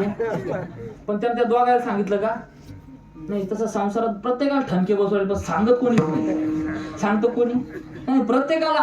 इथं जो तो दिसतो ना तो ठणकेच खवराला. पण मग कसं वाटतं, प्रत्येकाला वाटतं बाबा संसार व्हायला पाहिजे. पण संसार कसा आहे, दुःख बांधवडी आहे हा संसार, सुखाचा विचार नाही कुठे. तुम्हाला सांग का, लग्न करावंसं वाटतं, संसार करावासा वाटतो. आणि लग्न तुम्हाला सांग का, मुलीच्या बाबतीत खरंच मुली नशिबवान आहे. आता मी कीर्तनामध्ये म्हणजे कोर्टामध्ये वावरत असताना फक्त मुलींना एक जबाबदारी घ्यायची गाड्यावर. कोणती माहिती का, आपल्यामुळं आपल्या बापाचं नाव खाली जाणार नाही एवढी काळजी घ्यायची. बाकी काही तुमच्यासाठी लय चांगले दिवस आले. पहिल्यानं मुलं मुलीला बघायला जायची, आता मुली मुलाला बघायला जाईल. मी जबाबदारीने बोलतो, इथून पुढे पोरी म्हणजे का ग पूजा दीदी तू उद्या काय करते म्हणा, काही नाही आपल्याला टेंबून पोरगा पाहायला जायचं. पोरी म्हणजे दोघी जणी गाडीवर बाज जाईल आणि पोरगा पाहायला जाईल. पोरगा पाहायला गेलं की आपला बाब्या घरासमोर रांगोळ काढत राहते. पुरी घरामध्ये जाईल आणि पुरी गेल्या की पोरी माझं नाव काय तो, ते नाव सांगायचं. ते म्हणते रे स्वयंपाक येतो तुला, मग दणकून स्वयंपाक आणतो मी. रे तुला धुणं धुता येतं का, मग धुणं आज बी दावळ असलं भावकीतलं तर आपल्याला धरून नेते लोक, रंगून सांगायचं ते. पण फक्त जबाबदारी आपण मुलींनी तसं वागू नये. कारण मी सिरियसली सांगतो, मी कोर्टामध्ये असतो ना तर हाताच्या फोडाप्रमाणे जपलेला असतं आई वडिलांनी मुलीला. वाईट केव्हा वाटतं माहिती का, एखाद्या वेळेस लहान बाळ असतं, मुलगी तिचं दुखायला लागलं ना तर बाप दिवस बघत नाही रात्र बघत नाही, लोकांच्या रोजाना जातो, सालं घालतो आणि तिला दवाखान्यात नेतो. दवाखान्यात गेल्यानंतर आई असती, आईला विचारतात कधी कधी डॉक्टर, अहो आता अशी परिस्थिती आली म्हणे की तुम्हाला वाचवायचं का मुलीला, तर आई सांगते मुलीला वाचवा, मी मेलेच चालत. इतका जीव लेखीमध्ये असतो. बाप जेव्हा कधीच न रडणारा बाप जेव्हा लेक सासरी जात असते ना, एकटा मांडपाच्या बाजूला जाऊन एकटा रडतो. आणि तीच मुलगी एखाद्या छपरी मुलाच्या नादी लागून पोलीस स्टेशनला जाते, प्रेम करते आणि तिथे जाऊन तक्रार देते की माझ्या आई वडिलापासून माझ्या जीवाला धोका आहे. सर्रास चालू आहे. चव्हाण सर साक्षीला आहे, करा सर्रास चालू आहे. आणि तुम्हाला सांगा, याच्यातून शिकायला पाहिजे, माणसानं घ्यायला पाहिजे. काहीच नसते हे प्रेम काहीच नाही, काहीच नाही हे. अहो तुम्ही 18 वर्षे ज्या आईबापानं जपलंय त्याचं प्रेम क्षणार्धात विसरून जाता. ज्याची ओळख होऊन तुम्हाला 2 महिने झाले तो तुम्हाला वाटतं का आयुष्यभर तुम्हाला सांभाळू शकेल. तुम्ही बाहेरच्या गोष्टीला बोलता, बाकी काही नाही. आणि तुम्हाला सांग का, फक्त तुम्ही जबाबदारीनं वागायला पाहिजे. पण काय होतंय माहितीये का, मुली अशा कुणाच्याच नादी लागून जातात. मला असं जबाबदारीने बोलतोय बरं का.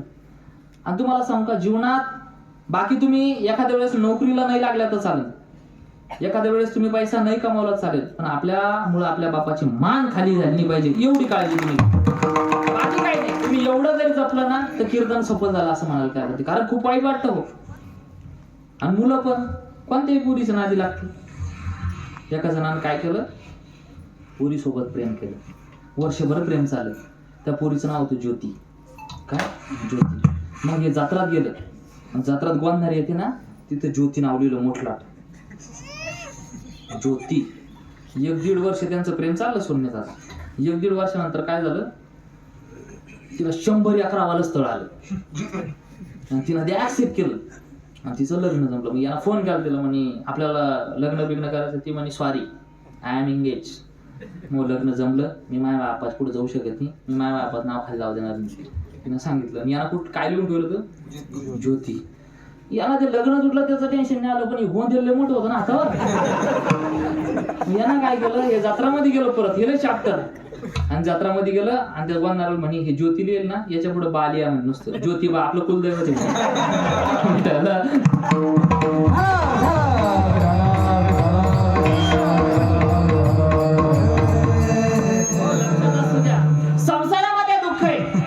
संसारामध्ये दुःख इथं झालं आपलं बरं का. मग त्याच्यामुळे सांगतो तू खबर आहे, संकल्पावी माया संसाराची. आणि मग ह्याची थोर भक्ती आवडते देवा. हा भगवंताला भक्ती कोणती आवडते, तर मग संकल्पावी माया संसार. पण भक्ती करत असताना एक अट आहे बरं का, भक्ती ही भावाशिवाय भगवंताला प्राप्त होत नाही.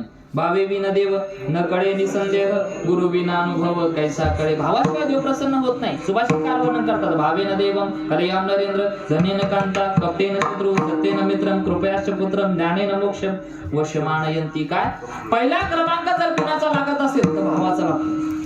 भाव म्हणजे भाव खायचा नाही. बरेच लोक म्हणते तेले भाव खातो, त्यो भाव नाही. अंतःकरण समर्पित करणं. भावेन देवम. दुसरा क्रमांक सांगितला कलयाम नरेंद्र. नरेंद्र म्हणजे काय? मी असंच कीर्तनात बोललो. एक जण उठलं पुढून, तुम्ही महाराज लोकांच्या नरेंद्र मोदीचं लस उदळ घेतलं म्हणे.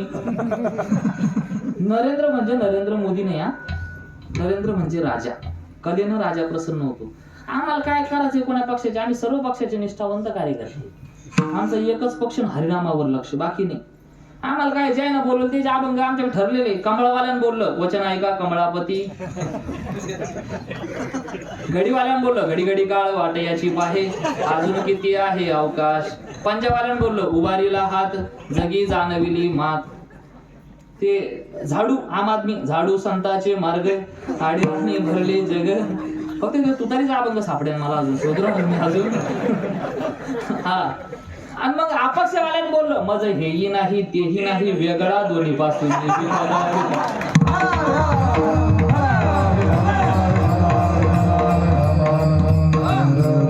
नरेंद्र हो राजा प्रसन्न होतो. कशानं? कलेनं. राष्ट्रसंत तुकडोजी महाराज सांगतात अंगी असू दे एकतरी कला नाहीतर काय फुका जन्माला. हा लक्षात असू द्या. कला आहे म्हणून विठ्ठल बाबाला बोललं, कला आहे म्हणून रामेश्वर दादाला बोललं, कला आहे म्हणून अनिल बाबाला बोललं, कला आहे म्हणून किरण दादाला उभं केलं, कला आहे म्हणून बाबाला उभं केलं. कला नसतील काय उभं केलं असतं? याला कला लागत असते. याला आता मला कशाला बोललो तुम्ही? कला आहे म्हणून ना, मला बोलता येतं म्हणून. तर तारतम्य पाहिजे बोलायचं माणसाला. बोलणाऱ्याला चांगलं बोलता येत असलं तर मार्केटमध्ये किंमत आहे. वक्ता दश सहस्त्रेषु 10,000 व्यक्ती मागे एखादा बोलणार असतो. अहो तुम्ही गावामध्ये एखादं उदाहरण घ्या सुभाष दादा. एखाद्याला मोडकं तोडकं बोलता येतं असलं ना, लोक काय म्हणते मौतीच्या वेळेस तुम्ही बोलाव, लग्नाच्या वेळेस तुम्ही बोलाव. बऱ्याच ठिकाणी तारतम्य ठेवणं पडतं विठ्ठल बाबा. नाहीतर काय होतं, एका ठिकाणी माझं कीर्तन झाल्यानंतर एक जण उठल्यानंतर सुरू आताच समाधान महाराजांनी चांगलं कीर्तन केलं, पण या बा गाड्या तुम्हाला सांगणं आपल्याला जर सप्ताह अजून चांगला करणं असेल तर तुम्हाला ना वर्गणीकडे ध्यान देणं पडणार आहे. तुम्ही वर्गणी जरा कंजूसपणा करून राहिले आणि तुम्ही वर्गण्या कमी देता म्हणून असे हलके महाराज आणणं पडते.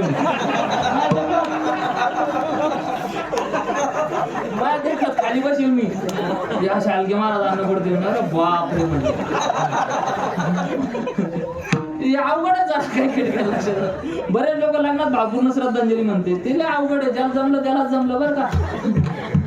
कलेनं राजा प्रसन्न होतो. कलयाम नरेंद्र धनेन कांता. हा बायको भेटायची असेल तर पैसा लागत असतो. कपटेन शत्रू शत्रूला जिंकायचं असेल तर कपट लागत असतं. कपटेन शत्रू सत्येन मित्र मित्रत्व टिकायचं असेल सत्यपणा लागत असतो. फटाटेपणे सत्येन मित्रम कृपयाश्च पुत्रम ज्ञानेन मोक्षम वशमानयंती. लक्षात असू द्या या सगळ्या गोष्टी लागत असतात.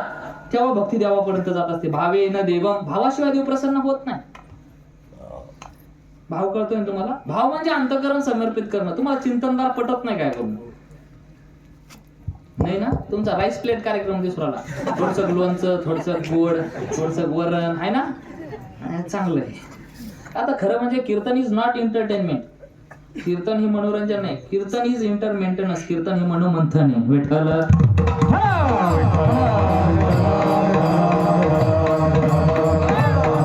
भगवंताची भक्ती करायची आहे. भाव लागन, चांगल्या लोकांची संगत लागन, चांगल्या लोकांच्या सानिध्यात राहावं लागन. चांगल्या लोकांच्या सानिध्यात नसले ना तुम्ही अहो जाऊ द्या, भक्तीचं थोडं बाजूला ठेवा. आपल्याला जीवनात यशस्वी व्हायचं असेल तरी चांगल्या लोकांच्या संगतीत जावं लागतं. आता समजा एखाद्याला भागीदारी करायची, पार्टनरशिप करायची आणि एखादा व्यवसाय करायचा आणि दादा तर माणूस हुशार माणूस पाहतात. आता तुम्ही बी गायला जायचं तर माणूस तोला मोलाचा पाहत असतं. माणूस एखाद्याला व्यवसाय करायचा तोला मोलाचा पाहत असतं. माणूस आपल्यापेक्षा कमी पाहतो का? नाही. एकदा काय झालं, 3 व्यक्ती बसले, 3 जण बसले. 3 जण बसल्यानंतर त्यांनी ठरवलं वेडा असला तर कसं होतं, सोबतचा माणूस चांगला नसला तर कसं होतं हे सांगतोय तुम्हाला. 3 जण बसले, तिघांनी काय सांगितलं, ठरवलं शहराकडे जायचं 5-5 हजार रुपये घेऊन आणि व्यवसाय करायचा. 3 जण निघाले. 3 जण निघाल्यानंतर शहरापर्यंत जात चालत असताना त्यांना संध्याकाळ झाली. कुठं रस्त्यानं संध्याकाळ झाल्यानंतर प्रत्येकाच्या खिशात किती रुपये होते? 5-5 हजार रुपये. आणि त्याच्यातलं एक जरा येडं होतं. आणि येडे लोकांना हुशार असल्याचा भास होतो. माझी भाषा कळते ना? येडे असलेल्या लोकांना हुशार असल्याचा भास होतो. त्याला वाटतं मी लय हुशार आहे काय करून. मग त्यानं काय केलं, संध्याकाळ झाल्यानंतर तिघ जण एका ठिकाणी बसल्यानंतर ठरलं की बाबा आता झोपायचं. मग झोपायचं कुठं? त्या तिघांपैकी 2 हुशार होते. ते म्हणजे चला रस्त्याच्या बाजूला जाऊन झोपू. काय? रस्त्याच्या बाजूला जाऊन झोपू. हे एक येडं होतं. हे म्हण नाही, मी रस्त्यावरच झोपेल. मग हे 2 जण रस्त्याच्या बाजूला जाऊन झोपले आणि हे रस्त्यावरच झोपलं.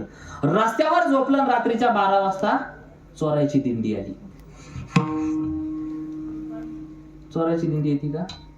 नाही. बरं काय लक्षात असू. रात्री 2च जण फिरत असते. कोण कोण? एक चोर आणि दुसरे महाराज. फक्त त्यापैकी कोणते चोर आहे ते तर समीक्षेचा विषय. बरं का? चोर आल्या तिकडून. आल्यानंतर बघितलं तर काय, एक जण रस्त्यावर झोपलेला आहे. त्याच्या जवळ गेले चोर 2-3 आणि ते चर्चा करायला लागले. अरे मग एक जण काय म्हणे, अरे जाऊ दे रे, ते दारू प्यायला असन, बेवडा असन. हे खालून कसं म्हणतो, ए पागल जमातला का माळपाय म्हणे. काय माळपाय म्हणते ना म्हणे. अरे माळकरी रे म्हणे. याच्याकडे काय राहणार आहे? आता माळकाड्याकडे काय राहते आम्हालाच नाही बघता. ते म्हणे माळकरी रे काही नसणार. ते खालून काय म्हणतो, पागल झाला काय, ते 5,000 रुपये. त्यांनी बंकवलं त्याला. 5,000 रुपये म्हणे. 5,000 घेतल्यानंतर चर्चा करायला लागली. म्हणे नालायक दिसत म्हणे, 5,000 रुपये घेऊन एकटं चिंडवलं म्हणे रातचं. एकटं कोण म्हणलं? एकटं आहे मी. मग म्हणे अजून 2 जण आहे म्हणे. कुठे? म्हणे खाली वावरात झोपेले. मला काय सांगायचंय, भगवंताची भक्ती करायचं असेल, जीवनात यशस्वी व्हायचं असेल तर चांगल्या लोकांच्या सानिध्यात राहावं लागतं. लक्षात असू द्या. भावेन देवम. मग सांगितलं भगवंताची भक्ती करायची. आम्ही भक्ती करतो, संगमेश्वराच्या दर्शनाला येतो, दररोज पूजा अर्चा करतो, तरी आमच्या जीवनात दुःख आहे का? अभंगाचं 3रं चरण.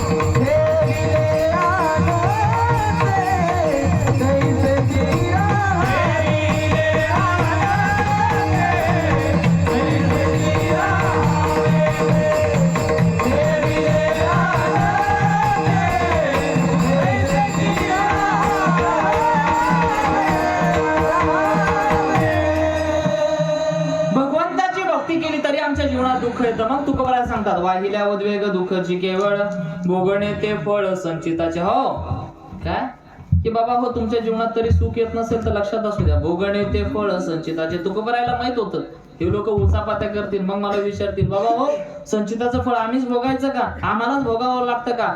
मग तुकोबाराय सांगतात, मग आपल्याला अभंग सांगतात, 4 पुत्र दशरथा अंतकाळी एकही नव्हता. हा देवाच्या बापाला सुटला नाही.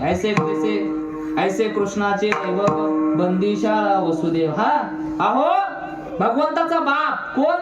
वसुदेव. कुठं राहावं लागलं? बंदीशाळा म्हणजे जेलमध्ये राहावं लागलं. भोगणं पडत असतं, संचिताचं फळ येते. आणि तुम्हाला सांग का, कोठडीचा जेलचा असा विषय की माणसाला स्वातंत्र्याची किंमत केव्हा कळते? पारतंत्र्यात असलं तेव्हा. आपण जेलमध्ये गेल्यानंतर बाहेरच्या गोष्टीचं महत्व कळत असतं. माझं 15 ऑगस्टला जेलमध्ये कीर्तन झालं. चव्हाण सरांना माहिती, 15 ऑगस्टला आपल्या जेलमध्ये कीर्तन झालं इथं. जालन्याच्या. आणि तुम्हाला सांगू का, मला त्या दिवशी कळालं रामेश्वर दादा हे भाई भुई जे बाहेर हिंडते ना, स्टेटस बिटस टाकत एवढं तोंड करून बसेल राहते मध्ये फिमेल तोंड, हे नवीन नाही का, भाई मारेंगे कुटेंगे असं. हा, आणि मी तुम्हाला सांगू का सोडणे दादा, त्या ठिकाणी कीर्तन केल्यापासून आपल्याला कॉन्फिडन्स डेव्हलप झाला. कसं काय सांगू का ना, सगळ्यात जड लोकांनी कीर्तन केलं, सगळ्यात जड असणार लोक ज्यांना बांधारावरून भावकी टप केले, मर्डर करले, बलात्कार करले, पाहुणेरावळे हाणले, असे लोक होते सगळे तिथं. मी कीर्तनाला गेलो, बाबा विठ्ठल बाबा 10 मिनिटं मला काहीच मिळालं नाही लागलं बाबा. त्यांचे चेहरे बिरे एकदम खुंकार. तर मर्डर करणारे लोक कसे राहणार आहे बाबा. म्हणजे मला हेच सांगायचं की तिथं गेल्यानंतर स्वातंत्र्याची किंमत कळते. माझं कीर्तन चालू, आणि तुम्हाला सांगू का, तिथं गेल्यानंतर माणसानं मरायचं जरी ठरवलं तर मरता येत नाही, मरू बी देत नाही. माझं कीर्तन करायचं, मी म्हणलं मला फेटा बांधायचा, आरसा द्या. आरसा द्यायला नाही मला त्या लोकांनी जेलमध्ये आरसा देत ठेवत नाही मध्ये. का तिथे काचच असतो खुपसन म्हणून एकमेकायला. बिलकुल अवघड आहे तिथं. तिथं शौचाला जर बसलो आम्ही, टॉयलेट असतं ना शौचाचं, शौचाला पूर्ण दरवाजा नसतो दादा, तिथं इथपर्यंत दरवाजा असतो. म्हणजे शौचाला बसलेला व्यक्ती सुद्धा तिकडच्या लोकांना स्पष्ट दिसायला पाहिजे म्हणून. का की तिथं बसल्यानंतर काही उचापात्या करून मरून ना जाऊ म्हणून. म्हणजे मरू सुद्धा देत नाही ते.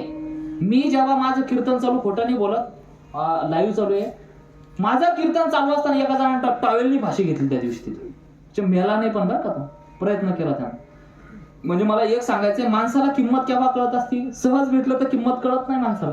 आणि कीर्तन झाल्यानंतर एक जण मला म्हणाला, महाराज मला तुमच्यासोबत टाळं घेऊन येऊ द्या म्हणे.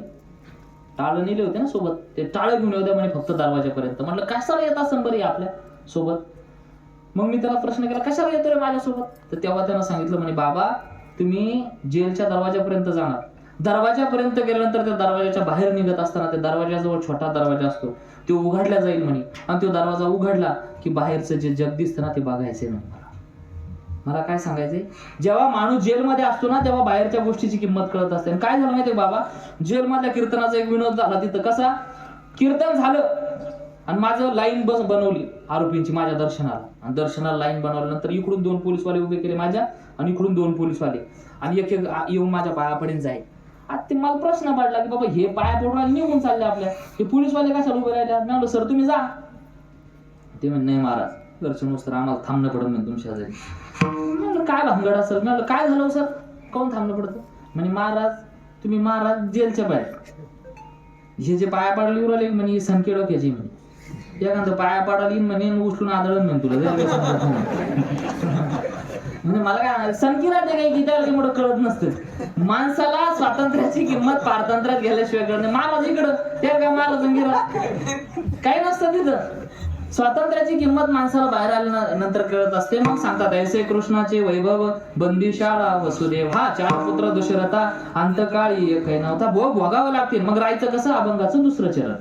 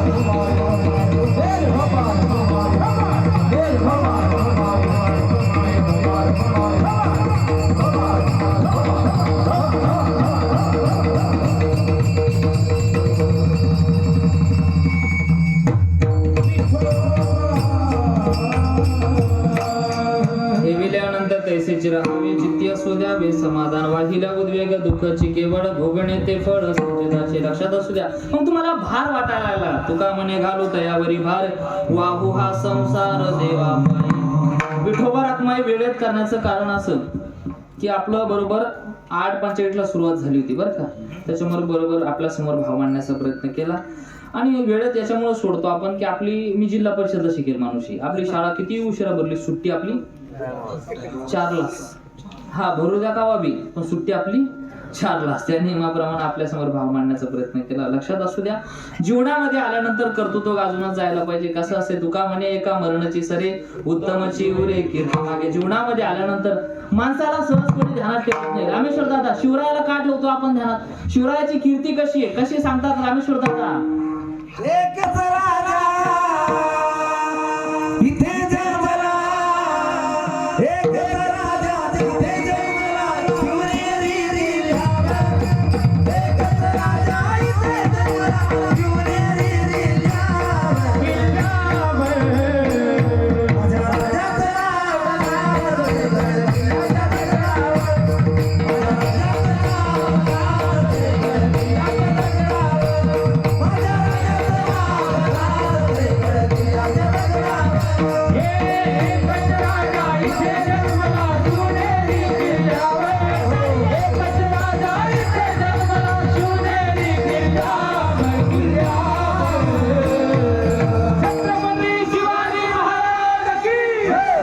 माझ्या राजाचं संभाजी महाराज की माझ्या राजाचं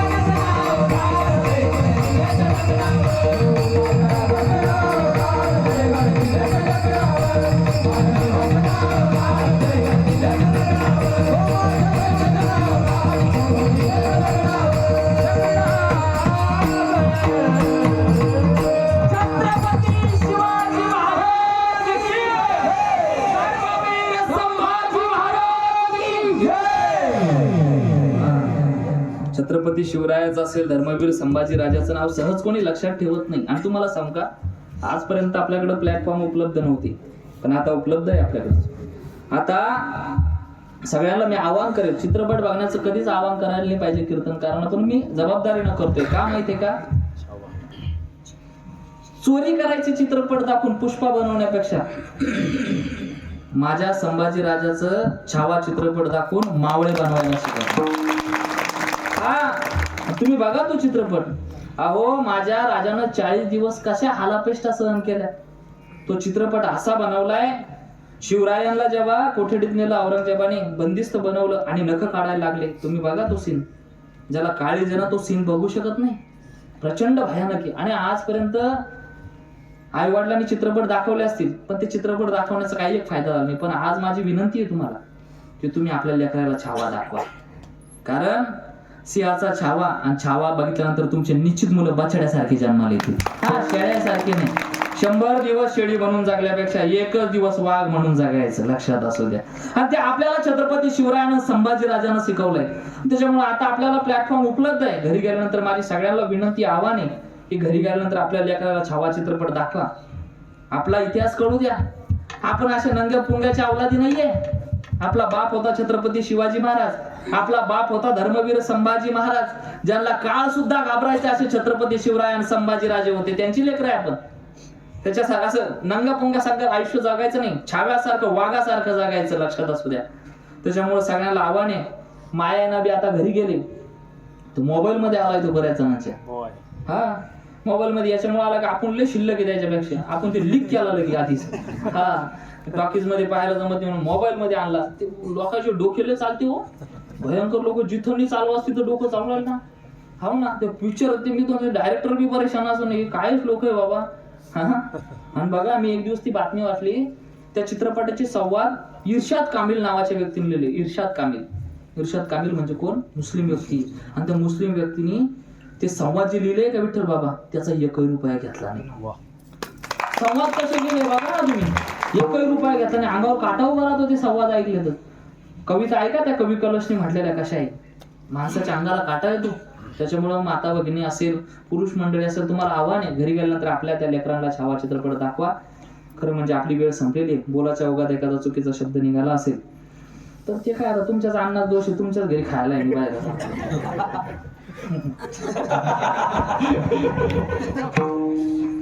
असं म्हणून खरं बरं वाटलं बरं का. हार बिरं टाकली तुम्ही माझ्या घरात, आवाज गेला मग. हार टाकले बरं का, फक्त काय डागा पडले का बायको शिव्या खावं लागत्या घरी, तेवढं जरा समजून. माणूस किती मोठा झाला ना तर बायकोच पुढे काहीच नसतं. माणूस काल माझ्या सासूरवाडीत कीर्तन होतं. माणूस किती मोठा होद्या जीवनामध्ये, सासूरवाडीत गेलो ना बायकोच नावानं ओळखते. चिंगीस नवरा, पिंगीस नवरा, भुरगीस नवरा, ते म्हणतच नाही समाधान महाराज आहे का काय, किती मोठं होद्या. मी तिथे गेलो ना, ती म्हणते ज्योतिष नवरा आहे, ज्योतिष नवरा आहे. मला कोण समाधान महाराज म्हणून ओळखी ना. तिथं माणूस किती मोठं होद्या. सासूरवाडीत त्यामुळे मेळ लागत नाही. माझ्या एका मित्रानं सांगितलं होतं, सासूरवाडीचं वजन टिकून ठेवायचं असं म्हणणं तर ते ध्रुवतारा चमकतो का कधी मध्ये आकाशात, तसं चमकलं पाहिजे मी सासूरवाडीत. कधी मध्ये आलते जावाई, गेले जावाई, तसं झालं पाहिजे. थवा किंमत राहते, नाही तर कवा पडेल लागलं दोघं रामराम बी घालत नाही सासूरवाडी. आधी चौरात नाही ना. सुभाषित कारण सांगितलंय बाबा, सासूरवाडी खूप चांगली म्हणे. आसारे खलु संसारे सारस्य शूर मंदिरम हरो हिमालय शेते हरिशेते महाददो. काय सुभाषित काळ वर्णन करतात, आसार खोट्या या मिथ्या जगात एकच गोष्ट चांगली म्हणे, सारस्य शूर मंदिरम. शशूर मंदिर म्हणजे काय? सासऱ्याचं घर म्हणजे सासूरवाडी. हरो हिमालय शेते, म्हणून हिमालयाची मुलगी कोण होती? पार्वती. आणि भगवान शंकर कुठे राहायचे? हिमालयात, सासूरवाडीत. हरिशेते महाददो, हा काय? विष्णू कुठे राहायचे? क्षीरसागर. हा लक्ष्मी कोणाची मुलगी होती? सागराची मुलगी होती, लक्षात असू द्या. त्याच्यामुळे सासूरवाडीत राहायला जा असं म्हणणं नाही बरं का. नाहीतर तुम्ही म्हणता नाही आम्हाला उचापात्या करून दिलं, तशातलं बिलकुल भाग नाही. मी ते सुभाषित आठवलं म्हणून सांगितलं बरं का. बोलाच्या ओघात एखादा चुकीचा शब्द निघाला असेल तो माझा वाणीचा दोष म्हणून पदरात घ्या. पुन्हा एकदा खूप गोड असं सुंदर वातावरण आहे आपल्या समोर. या अभंगाचा भाव मांडण्याचा प्रामाणिक प्रयत्न केला. सदरील अभंगाचा अर्थ असाच असेल असाही नाही. माझ्या मतीप्रमाणे, माझ्या बुद्धीप्रमाणे, माझ्या कुवतीप्रमाणे आपल्यासमोर भावार्थ मांडण्याचा प्रयत्न केला. खरं म्हणजे बरेच महाराज मंडळी म्हणतात अभंग सोडवला. अभंग कधीच सोडवता येत नसतो, फक्त त्याच्यावर आपले विचार मांडता येत असतात. अभंग याच्यामुळे सोडवता येत नाही की संतांचं साहित्य इतकं तोडकं मोडकं नाही की कोणी यावून त्याला सोडून द्यावं. इतकं तोडकं मोडकं नाही ना. अहो माझ्या तुकवरायचं साहित्य केवढं आहे. आपण आयुष्य जरी खर्ची केलं तर एका शब्दाचा सुद्धा अर्थ कळणार नाही आपल्याला. म्हणजे आपल्या कुवतीला पुरेल, आपल्या बुद्धीला समजेल तेवढं आपल्या समोर बोलण्याचा प्रयत्न केला. जे चांगलं आहे ते माझ्या गुरुचं. ते एखादं तोडकं मोडकं वाटलं असं करविली तैसी केली कटकट वाकडे की नीट वजाने, लक्षात असू द्या. तो माझ्या वाणीचा दोष म्हणून स्वीकारून घ्या. जैसा स्वभाव माय बापाचा अपत्य बोले जरी बोबडी वाचा तरी अधिक चिदायाचा संतोष. लेकरू लहान असलं गोड गोड बोलताना लहानपणी एखादा शब्द जर चुकीचा निघाला तो सुद्धा आई बाबाला गोड वाटत असं तसं गोड वाटून घ्या. कारण माझे मायबाप तुम्हीच. आता भाऊजीने मला निमंत्रित केलं म्हणून सांगतो. मी कीर्तनात सहसा सांगत नाही पण याच्यामुळे सांगतो, जीवनात आल्यानंतर संगत खूप महत्वाची. माझे आई वडील खूप लवकर वारलेले. आता अनंत भाऊजीला त्यांना माझी परिस्थिती माहिती. मी आता संतोष दादा असतील, विष्णू दादा असतील, दीपक यांना सगळ्यांना माहिती आहे मी भाकरीसाठी तरसलेला माणूस. एक वेळ महाराज माझ्या जेवणामध्ये घरात शिळवरण शिळ्या पोळ्या होत्या, मी चुरून घेतल्यानंतर मला कळालं त्यात झुरळ पडलेले, तर मी ते झुरळ बाजूला करून खाल्लेला माणूस. जीवनामध्ये एकदा मायबाप गेले ना तुम्ही किती मोठे झाले त्या मोठेपणाला कधीच अर्थ नसतो. जेव्हा छत्रपती शिवराय राजे झाले आणि राजे झाल्यानंतर आई साऊ बसल्या होत्या, जिजामाता बसल्या त्यांच्या जवळ आले आणि जिजामाता जवळ येऊन रडायला लागले. जिजामाता म्हटलं काय झालं रे शिवबा, तू तर राजा झाला ना, राजाचा मुकुट तुझ्या डोक्यात, आता का रडतोय? तेव्हा शिवबा सांगायला लागले, आई मी जरी राजा झालो, माझ्या डोक्यात जरी मुकुट आला ना, तो मुकुट बघायला माझा बाप जिवंत नाही. त्या राजाला सुद्धा उणेपणा वाटला त्या गोष्टीचा. आपण तर माणसं आहोत.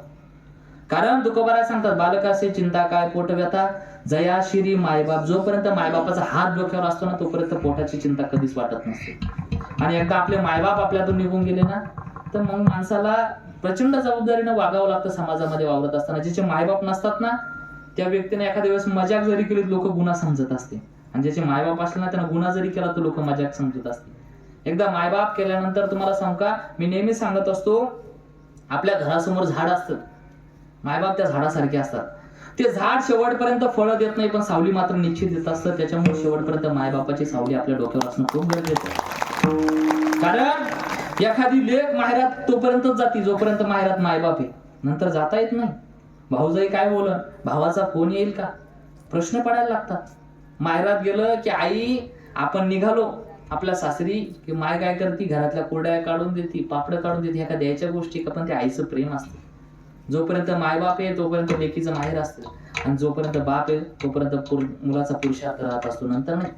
कारण बाप नावाची उबदार चादर जेव्हा आयुष्यातून निघून जाते ना त्यानंतर येणारी प्रत्येक सकाळी आपल्याला जबाबदारीची जाणीव करून देत असते. जोपर्यंत बाप असतो तोपर्यंत आपल्याला जबाबदारी कळत नाही, पण एकदा आपला बाप आणि माय गेली ना तर आपल्याला जबाबदारी उठवत असते. सकाळी अलार्म कधीच उठवत नाही, जबाबदारी उठवत असते. उठ, तुला काहीतरी करायचंय, करून दाखवायचंय, तुला स्वतःला सिद्ध करायचंय. समाजामध्ये वावरत असताना एक एक शब्द जपून वापरावा लागतो, नाही तर मायबाप नसले तर लोक काय म्हणते, त्या मायबाप नाही ते मोक्कार झालं, ते मोक्कार झालं. लोक फुटपट्टी लावतात, माप लावतात एक गोष्टीचं की मायबाप नसणारे आवलेदी मोक्कार निघत असतात. पण तुम्हाला सांगू का, संगत जर चांगली असेल ना तर हे समाजा महाराज सारखे बी तयार होऊ शकतात. संगत महत्वाची असते, आपण कुणाच्या सानिध्याला याला खूप महत्व आहे. तुम्हाला सांगू का, त्याच्यामुळे वारकरी संप्रदायामध्ये आल्यानंतर आता लेकरं उभे नाही, मला ते कमी वाटली. नवीन लेकरं उभे करा तुम्ही. सप्ताहाची फलश्रुती ती असते, तिथे 4-4, 5-5 पोरं उभे राहिले पाहिजे. आणि तुम्हाला सांगू का, संप्रदायामध्ये आल्यानंतर तो पैसा कमवेल का याची शाश्वत देऊ शकत नाही, तो नोकरीला लागेल का याची शाश्वत देऊ शकत नाही, तो कीर्तनकार होईल का याची शाश्वत देऊ शकत नाही. पण संप्रदायात आलेला व्यक्ती मायला माय आणि बापाला बाप निश्चित म्हणेल, त्याला ती जाणीव निश्चित होत असते. आणि वारकरी संप्रदायामध्ये ते शिकायला भेटत असतं. मी नेहमी सांगत असतो, ऊस इकून टाकला की तिकडं निघला की साखर बनते, ही झाली विज्ञानाची प्रगती. पण कितीही उन्हाळ वर्ग असू द्या, आमच्याकडे आला की प्रसिद्ध कीर्तनकार होतो, ही वारकरी संप्रदायाची प्रगती, लक्षात असू द्या. त्याच्यामुळे आपले पोरं इकडे आले पाहिजे. तरणा भाग्यवंत नटे हरी कीर्तनात लक्षात असू द्या, इकडं आणून उभं करा तुम्ही. ही फलश्रुती सप्ताहाची. खूप गोड असं वातावरण अनंता भाऊजींनी निमंत्रित केलं, ज्यांचं सौजन्य ते विजय दादा चव्हाण यांनी निमंत्रित केलं, त्यांचे आभार व्यक्त करतो. खरंच म्हणजे काय असतं, एकल्याचा नवे खेळ हा एकट्याचा कधीच नसतो, म्हणून मेळ जमविला हा, हे लोक साथीला लागत असतात. कसं असतं, हे जितके भारदस्त असले तितके कीर्तनकाराचं बजेट बसत असतं. नाही तुम्ही 50,000चा बी कीर्तनकार आणा, याने जर ठरवलं ना तर गार करू शकते. झालं, सगळी ताकद ही गायकवादकांची असते. आणि कीर्तनकार कधीच लहान मोठा नसतो बरं का, बिलकुल लहान मोठा नसतो. तुम्ही जी फुटपट्टी लावता ना, माझी चर्चा झाली आल्या समाजामध्ये काय झालंय माहितीये का, जो जितका महाग तो तितका भारी. आता मी जर तुम्हाला म्हणलं असतं पण लावल्या मला 51,000 रुपये लागले, तुम्ही माझं समाज महाराजले भारी कीर्तनकार यावं, आणि मी जर म्हणलं असतं 5,000 दे तुम्ही, अरे यार कीर्तन नाही काय पण असं दिसते. म्हणजे फुटपट्टी असते, ती माप असते. त्याच्यामुळे लोक ठरवत असते, पण ते कधीच मोठे पण छोटे पण नसतं. मोठे वक्ते म्हणजे जुने लोक खूप सुंदर सांगतात, टोपलं बरं इंचू घ्या म्हणे, एवढा इंचू एवढा इंचू एवढा इंचू एवढा इंचू, एखाद्या माणसाला जवळ बसवा आणि त्याला एक एक लावून पहा म्हणे, सगळ्या ठाणक्या सारख्याच राहतात. कीर्तनकार सगळे सारखेच राहत असते, काय हलकं भारी नसतं त्याच्यामध्ये, लक्षात असू द्या.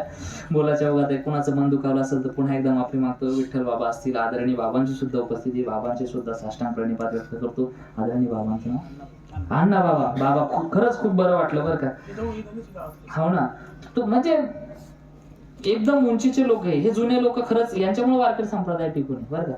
नाही तर आम्ही आयत्या पेठ्यावर कुठे मारणार लोक आहे सगळे. हा, वारकरी संप्रदायामध्ये खरं समर्पण, खरी निष्ठा कोणाची असेल तर ह्या लोकांची. बैलगाड्या संप्रदाय फिरलेले लोक हेच गावगावी.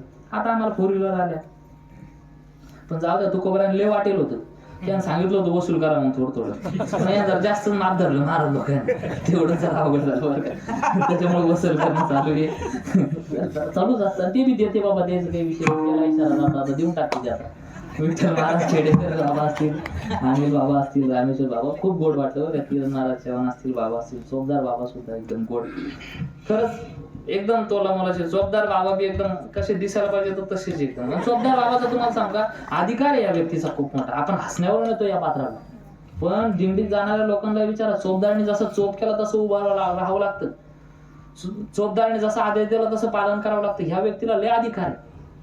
भगवंताची भेट घ्यायची असेल तर पहिलं चोपदाराला भेटावं लागत होतं, आणि जर चोपदारानं सांगितलं की मी आज जाऊ देतो तर भगवंताची भेट येत होती. शास्त्रात सांगितलंय तसं. चोपदार खूप भारी वाटलं बाबा. नाव काय आपलं? पंढरीनाथ बाबा, आदरणीय बाबा कौतिकराव बाबांची उपस्थिती, त्याचबरोबर भूतेकर बाबांची सुद्धा उपस्थिती, त्याचबरोबर शिवाजी महाराज असतील, आदरणीय भगवान बाबा असतील, ते चव्हाण बाबा असतील विण्याच्या साथीला. वा, गोड बरं का, खरंच गोड वाटलं. वाजवा एकदा यांच्यासाठी टाळ्या. खरंच मला तर प्रसन्न वाटलं बरं का, एकदम गोड असं वातावरण आहे.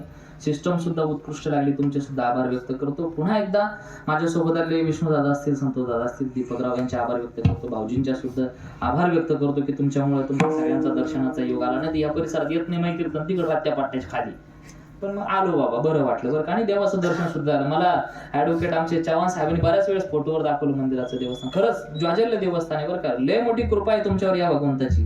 तुम्हाला काही कुठं जायची गरज नाही. इथं आले ना सगळ्या शंका निरसन दूर होऊन जाणार आहे तुमचं. लक्षात असू द्या. फक्त भगवंताची भक्ती करत राहा, संगमेश्वराच्या चरणाशी लीन होत राहा. पुन्हा एकदा सर्वांच्या चरणी साष्टांग प्रणिपात करतो. झालेली सेवा परमसदे प्रातस्मरणी पूजनीय गुरुवांच्या चरणी अर्पण करतो आणि सेवेला पूर्ण विराम देतो. ज्ञानेश्वर